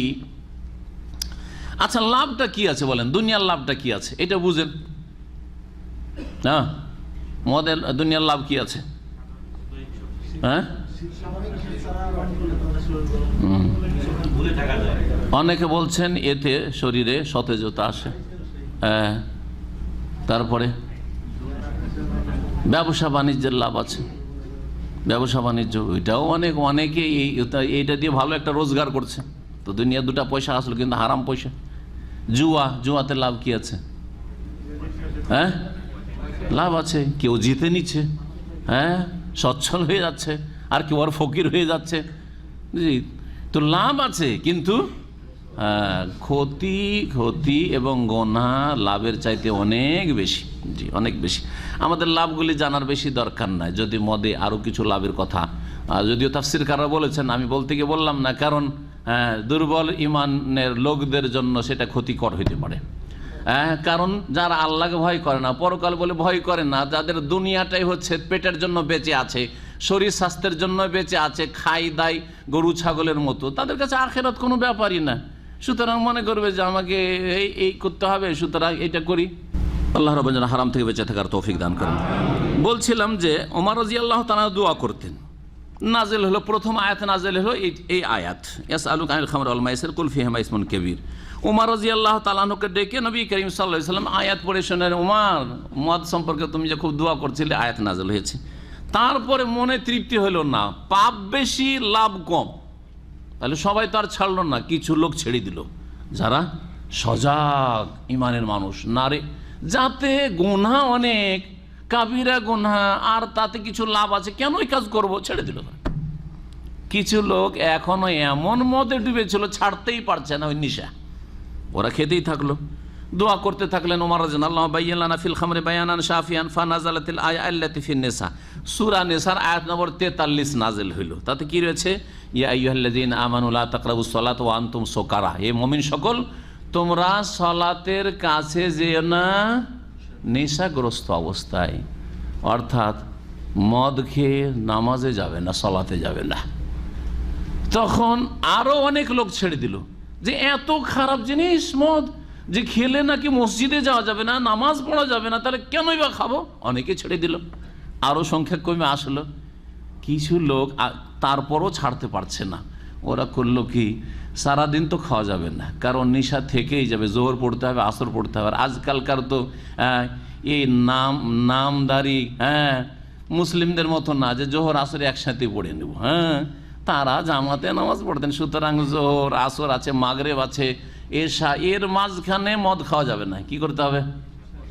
এশা পড়ে খেয়ে নিত, আর ফজর হইতে হইতে ঘুমিয়ে যাব, কারো কোনো ক্ষতি হবে না, কেউ কিছু বুঝতে পারবে না। যাক, আল্লাহ তো ক্লিয়ার, এরকম হারাম বলেনি, তো এই সময়টা খেয়ে নি, ফজর হইলে নেশা দূর হয়ে যাবে। কিছু লোক এরকম ছিল।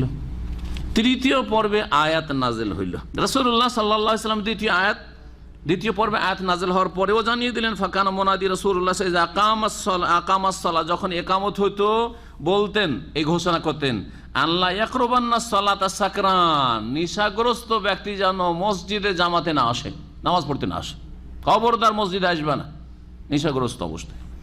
ফাকুরিয়া তালি, আয়াত পড়ে শোনাইল হইল। ওমর রাদিয়াল্লাহু তাআলা এই আয়াত শুনেও তৃপ্তি হইল না, কই শুধু নামাজে আসা যাবে না, হারাম তো বলা হইল না। আল্লাহ তুমি হারাম করে দাও, ক্লিয়ার হারাম করে দাও। আল্লাহ বায়্যানা লানা ফিল খামরি বায়ানান শাফিয়ান ফানাজালাত আয়া আল্লাতী ফিল মায়েদা, সূরা মায়েদার আয়াত নম্বর 90-91 নাজিল হয়ে গেল, লম্বা দুটি আয়াত। মহান আল্লাহ ইরশাদ করেছেন, ইন্নামাল খামরু ওয়াল মাইসিরু ওয়াল আনসাবু ওয়াল আজলামু রিজসুম মিন আমালিশ শাইতানি মিন আমালিশ শাইতান। এই শয়তানি কাজ, মদ, খামর, মাইসির, জুয়া, আজলাম, মানে ভাগ্য নির্ণয় করা তীর দিয়ে, জি হ্যাঁ, আর ওয়াল আনসাব, যে মূর্তি পূজা, জি প্রতিমা পূজা, শিরক, এগুলি হচ্ছে কি রিজসুন, নাপাক, নোংরামি। এক তো নোংরামি, নাপাক, মিন আমালিশ শাইতান, শয়তানের কাজ। ফাজতানিবুহু, 3 নম্বর, তোমরা বেঁচে থাকো, এই কাজ করিও না, এগুলো থেকে বেঁচে থাকো। লাআল্লাকুম তুফলিহুন, তাহলে তোমরা কামিয়াব হইতে পারবে, তাহলে সফলতা লাভ করবে, না হলে ব্যর্থ হয়ে যাবে, ফেল, যদি এগুলো থেকে না বাঁচো তাহলে।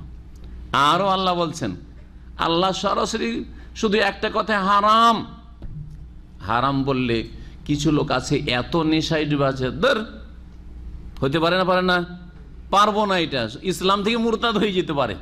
আল্লাহ দেখেন, আল্লাহর হেকমাতটা দেখেন, আল্লাহ তখন ক্ষতিগুলি বর্ণনা করলেন। নাপাক, রিজসুন মিন আমালিশ শাইতান, শয়তানের কাজ, এটা মানুষের কাজ নয়, মুসলিমের কাজ তো নয়, মদ খাওয়া আর জুয়া খেলা, বুঝা গেছে। বেঁচে থাকো, আল্লাহর হুকুম, লাআল্লাকুম তুফলিহুন, তোমরা কি সফলতা চাও না? এতেই সফলতা হয়েছে।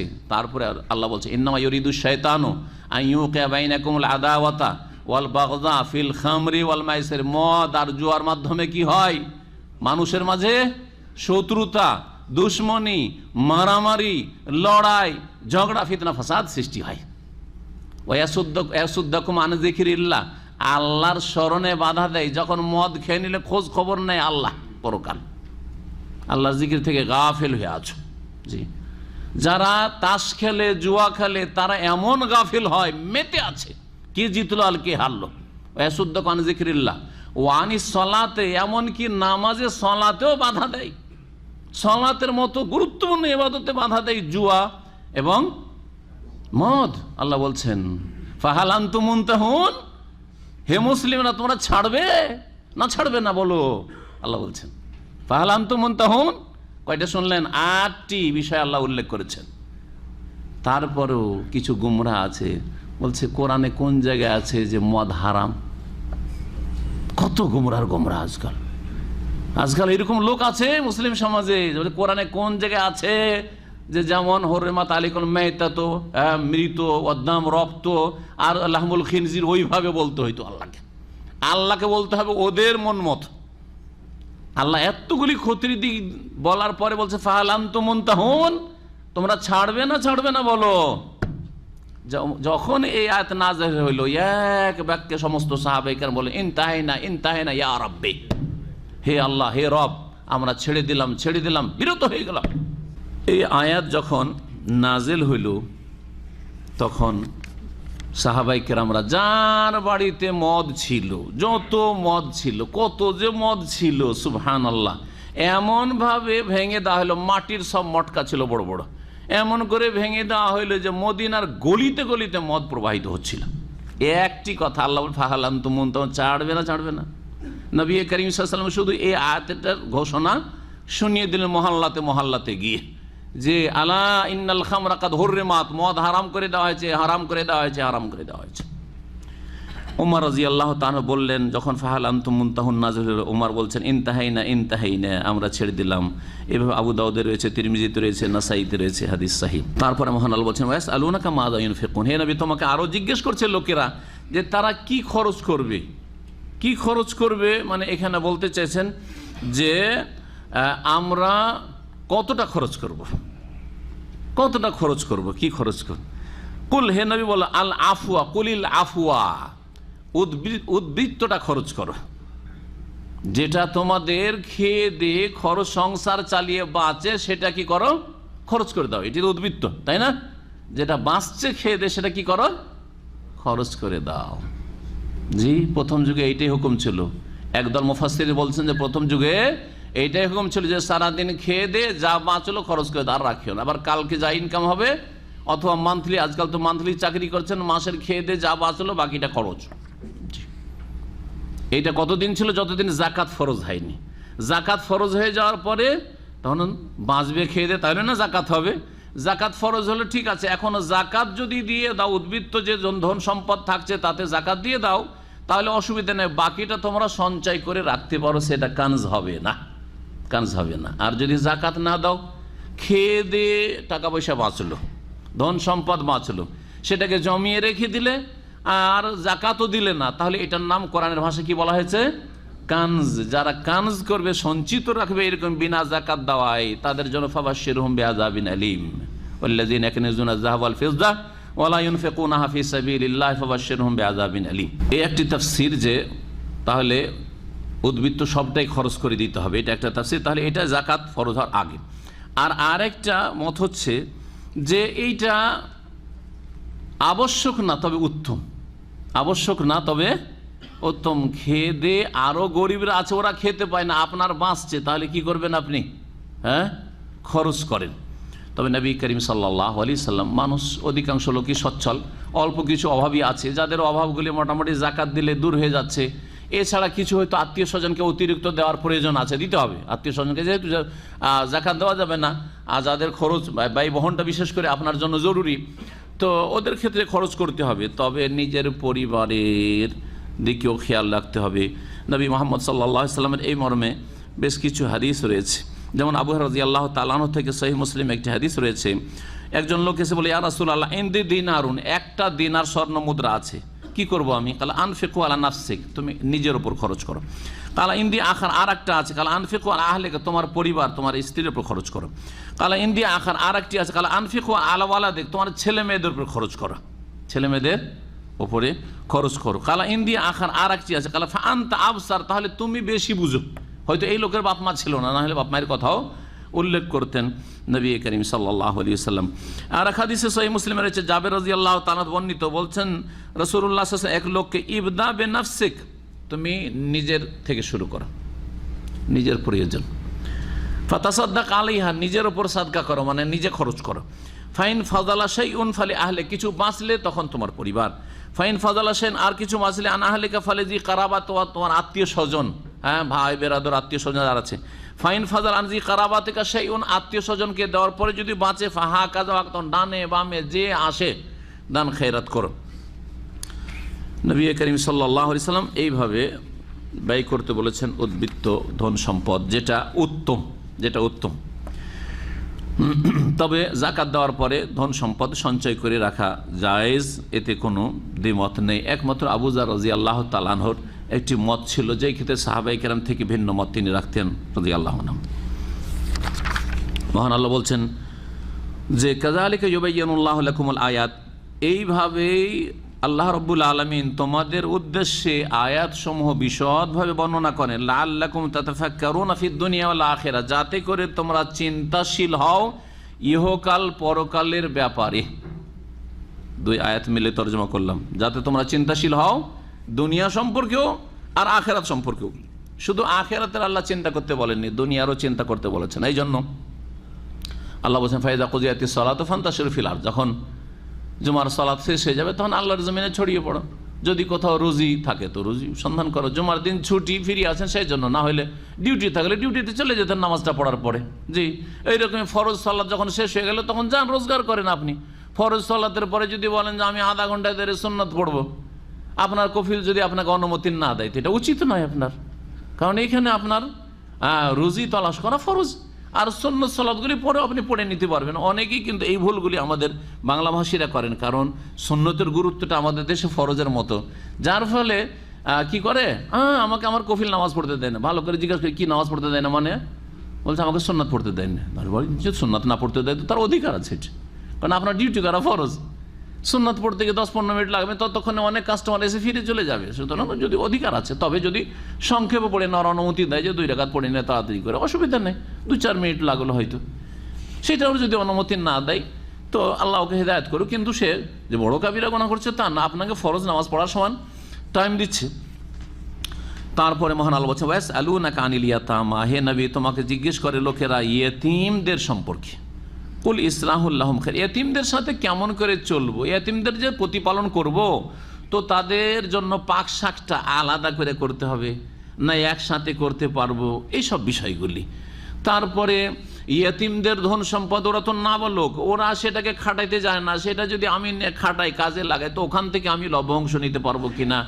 ইয়েতিমের জমি জায়গা আছে, সেগুলি চাষাবাদ করতে পারে না, আমি জমি জায়গাগুলি আবাদ করছি, তাহলে আবাদ করে সেখান থেকে আমি আমার খোরাক, আমার খাদ্যের অংশ বা আমার মেহনতের অংশ নিতে পারবো কিনা, ইত্যাদি এসব মাসাইল। মহান আল্লাহ বলছেন কুল ইসলাহুল লাহুম খায়র, তাদের জন্য, তাদের জন্য কল্যাণ করা হচ্ছে মঙ্গলজনক, তাদের যাতে কল্যাণ রয়েছে, ইসলাহ, তাদের জন্য গঠনমূলক কাজ করবেন। এতিমদের জন্য তহস নহস করবেন না, নষ্ট করবেন না, অপচয় করবেন না, বা আত্মসাৎ করবেন না। আত্মসাৎ হয়তো করলেন না, কিন্তু এমন করে খরচ করলেন বেশি বেশি যে তাড়াতাড়ি শেষ হয়ে গেল। মানে এতিমের বাপের জমিগুলো পেয়েছে এতিমরা, আর সেই জমিটা বিক্রি করে যদি খাওয়ান তাহলে তা কয়েক বছরে শেষ হয়ে যাবে। যখন সাবালক হবে খালি হাতে, নিঃস্ব, কিচ্ছু নেই। তা না করে সেই জমি থেকে ফসল আপনি চাষাবাদ করেন, চাষাবাদ করে আপনার মেহনতের পারিশ্রমিক আপনি নিয়ে নেন, আর ওই সেখান থেকে যে খাদ্য উৎপাদনে আসে সেটা দিয়ে তাদের সংসার চলুক, আর জমিটা সম্পদটা তাদের থাক।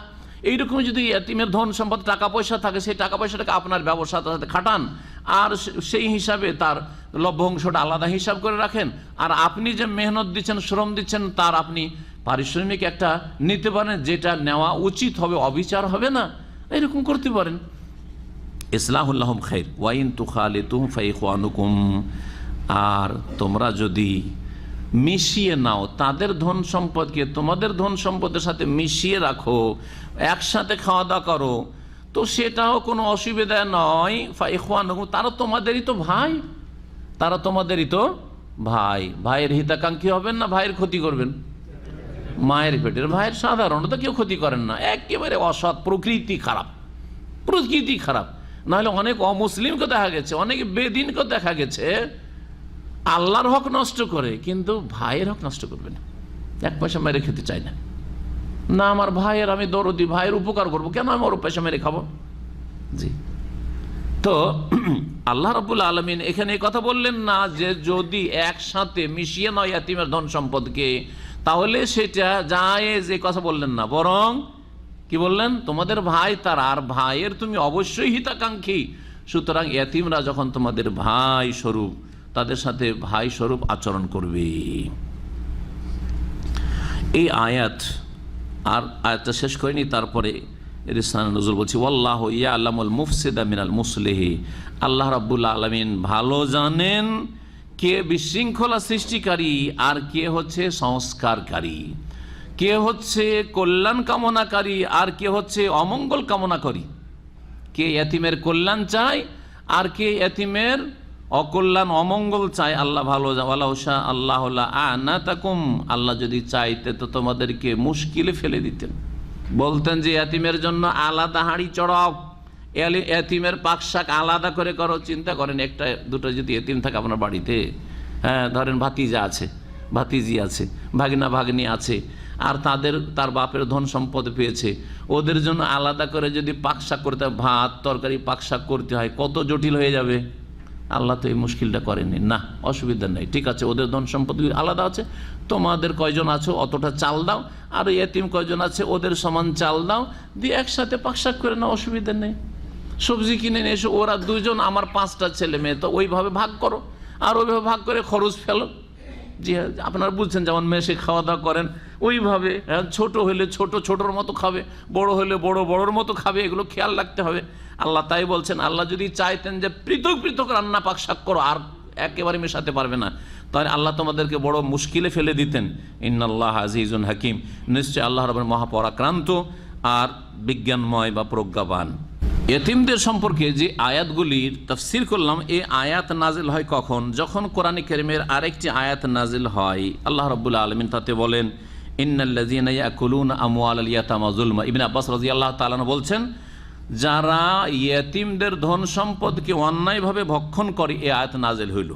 আল্লাহ বলছেন, ইন্নামা ইয়াকুলুনা ফি বুতুনিহিম নারা, তারা ইয়েতিমদের ধন সম্পদ ভক্ষণ করে না, তারা নিজের পেটে আগুন ঢুকাচ্ছে, যেন আগুন ভক্ষণ করছে।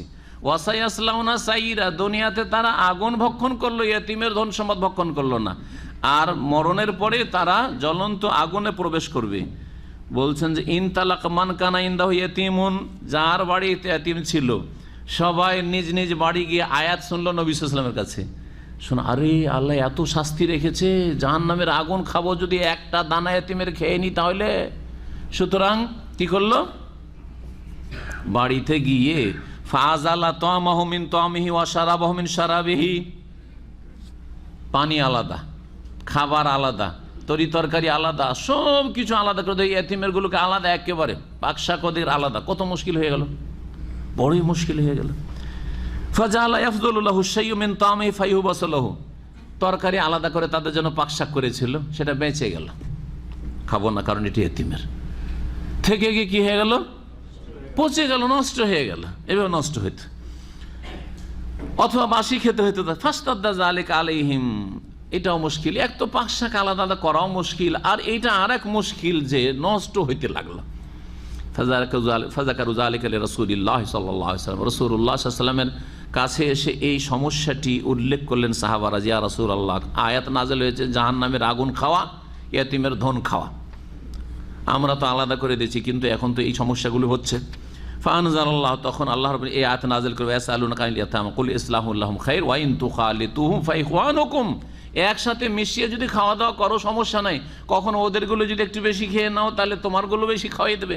একদিন যদি তোমার নাই কিছু, ওদেরগুলো খেলে তারপরের দিন ওদেরকে তোমাদের থেকে খাওয়াই দেবে, ইত্যাদি, সমস্যা নেই। আল্লাহ রাব্বুল আলামিন এই ছাড়গুলি দিয়েছেন। এইরকমই যেমন বললাম যে মেহনত পরিশ্রম যদি করেন তো আপনার পারিশ্রমিক নিতে পারবেন। এই পারিশ্রমিক নিতে গিয়ে যাতে অবিচার না হয়। আপনি দেশে চাকরি করলে কত টাকা বেতন পান এটা দেখতে হবে আপনার, বুঝা গেছে? আপনার এই যোগ্যতার ভিত্তিতে ধরেন আপনি 15,000 টাকা বেতন পাবেন, 10 থেকে 15,000 টাকা বেতন পাবেন। যারা মাদ্রাসার কাজ করে ওদের হেদায়েতের জন্য বলছি, 10 থেকে 20,000 টাকা বেতন, তার বেশি মোটেই পাবেন এই যোগ্যতা নেই, বা ওটাও হয়তো পাবেন না। আর মাদ্রাসার কালেকশন হয়ে আসছে দেশ বিদেশের, ওখান থেকে মাসে 2 লাখ 4 লাখ 5 লাখ, অসুবিধা নেই, আমি কমিশন খাচ্ছি, জায়েজ? হারাম? হারাম। ভালো করে শুনে রাখেন, আপনার যোগ্যতা কতটা। আবু বকর সিদ্দিক, ওমর, উসমান, আলী, খোলাফায়ে রাশেদিন, তারা কি এরকম করে আত্মসাৎ করেছেন? না, তাদের একটা চলার মতো ভাতা ছিল যে আমি ফুল টাইম যেহেতু দেশের স্বার্থে দিচ্ছি এবং জনগণের স্বার্থে দিচ্ছি, সুতরাং আমার জন্য একটা ওজিফা লাগবে, ভাতা, যেটাকে ভাতা বলা হয়, সেই ভাতাটা আমার এবং আমার পরিবার চলার সমান হইতে হবে। সেটা এমন কমিয়ে তারা রাখতেন, সুবহানাল্লাহ, যে অতিরিক্ত একটু কিছু খেতে চাইলে তার ব্যবস্থা হইতো না। আর আপনি বিনা হিসাবে খেতে থাকবেন, আল্লাহকে ভয় করুন। আল্লাহ রাব্বুল তারপরে আর একটি বিষয় উল্লেখ করছেন, ওয়ালা তানকিহুল মুশরিকাতি হাত্তা ইউমিন্না। মুসলিম কোন মুশরিক নারীকে যেন বিয়ে না করে। মুশরিক বলতে যারা আহলে কিতাব, ইহুদি এবং নাসারা নয়। সবচাইতে উত্তম হচ্ছে যে মুসলিম রমণীকে বিয়ে করবে। কিন্তু যদি আহলে কিতাব, ইহুদি, নাসারাদের মেয়ে সতী সাধ্বী হয়, আজকাল সতী সাধ্বী পাওয়াটা বড়ই মুশকিল, মুসলিম পরিবারে সতী সাধ্বী পাওয়াটা জটিল হয়ে গেছে আজকাল এই ফিতনার যুগে, তাহলে আপনি ইহুদি নাসারাদের মেয়ে সতী সাধ্বী, আল্লাহ বলেছেন যে মুহসানাত হইতে হবে, সতী সাধ্বী কোথায়? সুতরাং এই শর্তটাও খেয়াল রাখবেন। আর অনেকের তিক্ত অভিজ্ঞতা শোনাচ্ছি আপনাদেরকে, যারা আহলে কিতাব ইহুদি খ্রিস্টানদের মেয়ে বিয়ে করেছে, ছেলে মেয়েগুলো হয়েছে সবকে ইহুদি খ্রিস্টান বানিয়ে দিয়েছে। তাহলে কিয়ামতে কি জবাব দেবেন যে আপনার ওরস থেকে ইহুদি খ্রিস্টান জন্মিল? সুতরাং এটা হালকা বিষয় নয়।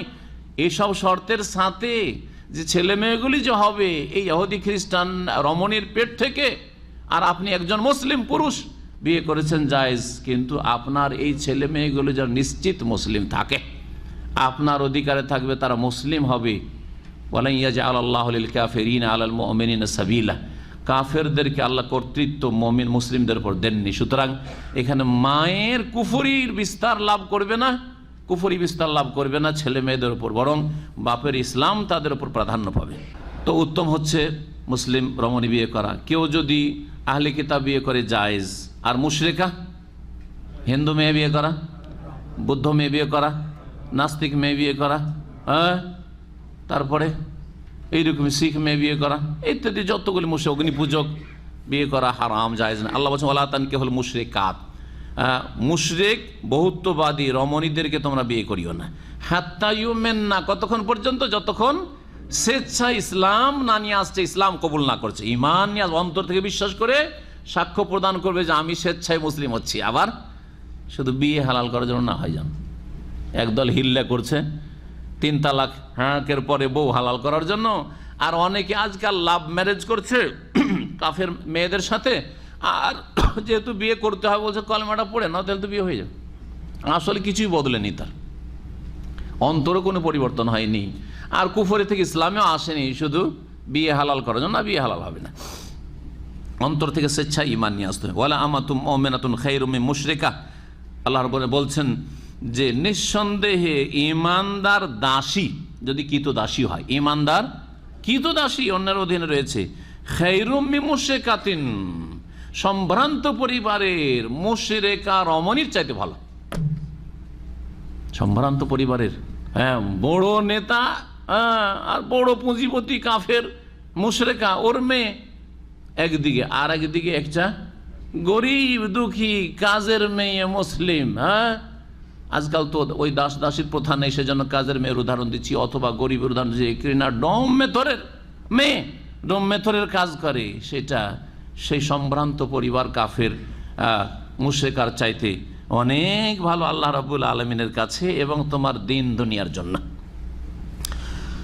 তারপরে মহান আল্লাহ বলছেন ওয়ালাউ আজাবাতকুম, যদিও তোমাদেরকে চমৎকৃত করে, খুব সুন্দর লাগছে, আরে ওই সম্ভ্রান্ত পরিবারের মেয়েটি দেখতেও সুন্দরী, আর অনেক ধন দৌলত পাওয়া যাবে, আর অনেক প্রভাবশালী তারা, ওদের সাথে আত্মীয়তা হলে আমার একটা ব্যাকগ্রাউন্ড মজবুত হবে, আমার একটা বড় সাপোর্ট হবে। না না, কিচ্ছু চলবে না। ওয়ালা আজাবাত, যতই চমৎকৃত করুক না কেন তোমাদের কি, ওয়ালা তুনকিহুল মুশরিকিন। এইরকমই মুশরিক ছেলেরা, যুবকরা যদি কোনো মুমিন মুসলিম নারীকে বিয়ে করতে চায়, বিয়ে দেবেন? এই ক্ষেত্রে মনে রাখবেন যে যেমন মুশরিক ছেলেদের সাথে মুমিন মুসলিম মেয়েদের বিয়ে দেওয়া জায়েজ নাই, তেমনি ইহুদি খ্রিস্টান ছেলেদের সাথে, পুরুষের সাথে মুমিন মুসলিম রমণীর বিয়ে দেওয়া জায়েজ নয়। এই ক্ষেত্রে চলবে না যে আহলে কিতাব বিয়ে করা যাবে। তাহলে আহলে কিতাব ইহুদি খ্রিস্টান মেয়েদের কি বিয়ে করা যাবে, কিন্তু ইহুদি খ্রিস্টান ছেলেদের সাথে মুসলিম মেয়েদের বিয়ে দেওয়া যাবে না। পুরুষরা যখন বিয়ে করছে, ছেলেরা যখন বিয়ে করছে, আল্লাহ বলছে ওয়ালা তানকিহু, তোমরা বিয়ে করো না। তাহলে বোঝা যায় যে ছেলেরা সাবালক, ছেলেরা নিজেরা বিয়ে করতে পারে। কি করতে পারে? ওর অভিভাবক লাগবে না। ছেলের জন্য আপনারা বিয়ে করলে অভিভাবক লাগবে? বাপ মার পরামর্শ নেবেন, এটা খুব ভালো জিনিস। বাপ মাকে সন্তুষ্ট করে বিয়ে করবেন, খুব ভালো জিনিস, সবের কাজ। কিন্তু আপনার বাপ মার মত না থাকলে বা না জানালে বিয়ে হবে না এমন বিধান নেই। কথা বুঝছেন না? কিন্তু মেয়েদের ক্ষেত্রে দেখেন ভাষা কোরআনে কারীমের একটু লক্ষ্য করুন। দলিল একটি বলতে যাচ্ছি, সেই জন্য বলছি। যখন মেয়েদেরকে বিয়ে করছেন আপনি, তখন আল্লাহ ওয়ালা তুনকিহু, তোমরা বিয়ে করিও না মুশরিকাদেরকে, মুশরিক রমণীদেরকে বিয়ে করিও না। তারা নিজে বিয়ে করতে পারবেন পুরুষরা। পক্ষান্তরে যখন মুশরিক পুরুষের সাথে মুসলিম মেয়েদের বিবাহের বিষয় আসছে, তখন আল্লাহ কি বলছেন দেখেন, ওয়ালা তুনকিহুল মুশরিকিন, আর তোমরা মুশরিক পুরুষদের সাথে বিয়ে দিও না তোমাদের মেয়েদের বোনদের, তোমাদের অধীনে যেসব মেয়েরা আছে তাদের, মুসলিম মেয়েদের বিয়ে দিও না। তাহলে কি বোঝা গেল? মেয়েরা নিজে বিয়ে বসতে পারে না। ওই যেমন তুনকেও বিয়ে দিও না, কাকে সম্বোধন করছেন আল্লাহ? অভিভাবককে, ওলিকে সম্বোধন করছে, এই ওলিকে বিয়ে দিতে হবে। মেয়েরা বিয়ে বসতে পারবে না। সুতরাং লাভ ম্যারেজ চলবে না, কোর্ট ম্যারেজ চলবে না। মেয়ে পালিয়ে গেল স্কুল কলেজ থেকে, আর বিয়ে করে নিল, বাড়ি থেকে উদা হয়ে গেল, কোর্ট ম্যারেজ করলো, আর এই মূর্খরা আদালতে এই বিয়ে করিয়ে দিচ্ছে, এসে জায়েজ নয়। নবী করিম সাল্লাল্লাহু আলাইহি সাল্লাম বলেছেন লা নিকাহা ইল্লা বিওয়ালিইন, অভিভাবক ছাড়া। আর শরীয়ত সম্মত অভিভাবক, কাছের অভিভাবক থাকতে দূরের লোককে দিয়ে হবে না। জি হ্যাঁ, বাপ বেঁচে থাকতে দাদাকে দিয়ে হবে না, বাপ বেঁচে থাকতে ছেলেকে দিয়ে হবে না, ভাইকে দিয়ে হবে না। লা নিকাহা ইল্লা বিওয়ালিইন, ওলি ছাড়া বিয়ে হয় না। নবী করিম সাল্লাল্লাহু আলাইহি ওয়াসাল্লাম 3 বার করে বাতিলুন বাতিলুন বাতিলুন বলেছেন। সে নাবালিকা হোক, সাবালিকা হোক, আর তারপর কুমারী হোক, অথবা কুমারী না হয়ে বিবাহিতা, তালাক প্রাপ্তা হোক, বিধবা হোক, সকল মেয়েদের ক্ষেত্রে অভিভাবক ছাড়া বিয়ে জায়েজ নয়। এটাই কোরআনের আয়াত প্রমাণ করে। এর থেকে বোঝা গেল যে কিছু মযহাবের যে ফতোয়া রয়েছে যে সাবালিকা হইলে বা বিধবা বা তালাক প্রাপ্তা হইলে নিজের বিয়ে নিয়ে নিজে বসতে পারে, এই ফতোয়া হচ্ছে ফিকার ভুল ফতোয়া, কোরআন বিরোধী ফতোয়া আর হাদিস বিরোধী ফতোয়া। কোরআনে কারীমের বাকভঙ্গিমা কি? ওয়ালা তুনকিহুল মুশরিকিন, মুশরিক পুরুষদের সাথে তোমরা বিয়ে দিও না মুসলিম মেয়েদের, হাত্তা ইউমিনু, যতক্ষণ পর্যন্ত ওই মুশরিক পুরুষরা ঈমান না নিয়ে আসবে।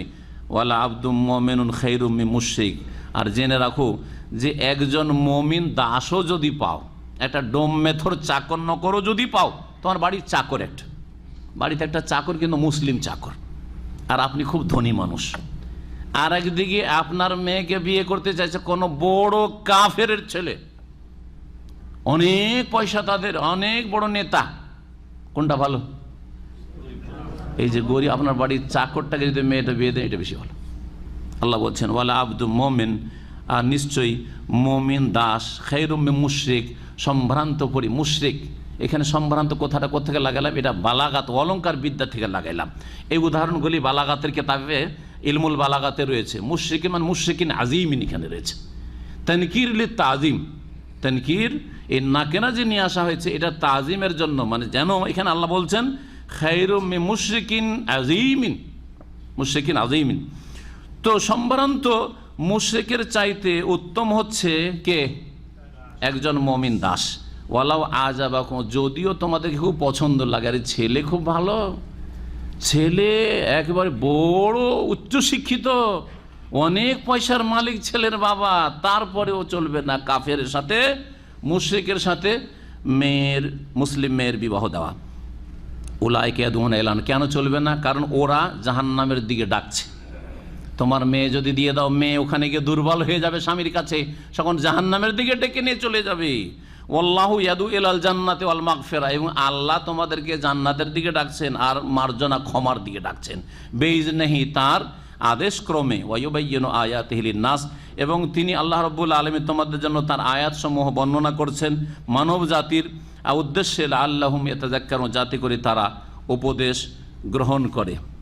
এখানে আজকের আলোচনা শেষ করছি। রব্বুল আলামিন যেন আমাদেরকে কোরআন বোঝার তৌফিক দান করেন এবং কোরআনের বাস্তবায়নের তৌফিক দান করেন। আল্লাহ রব্বুল আলামিন আমাদের ভুল ভ্রান্তি যেন মাফ করেন। সুবহান রাব্বিকা রব্বিল ইজ্জাতি আম্মা ইয়াসিফুন ওয়া সালামুন আলাল মুরসালিন, আলহামদুলিল্লাহ।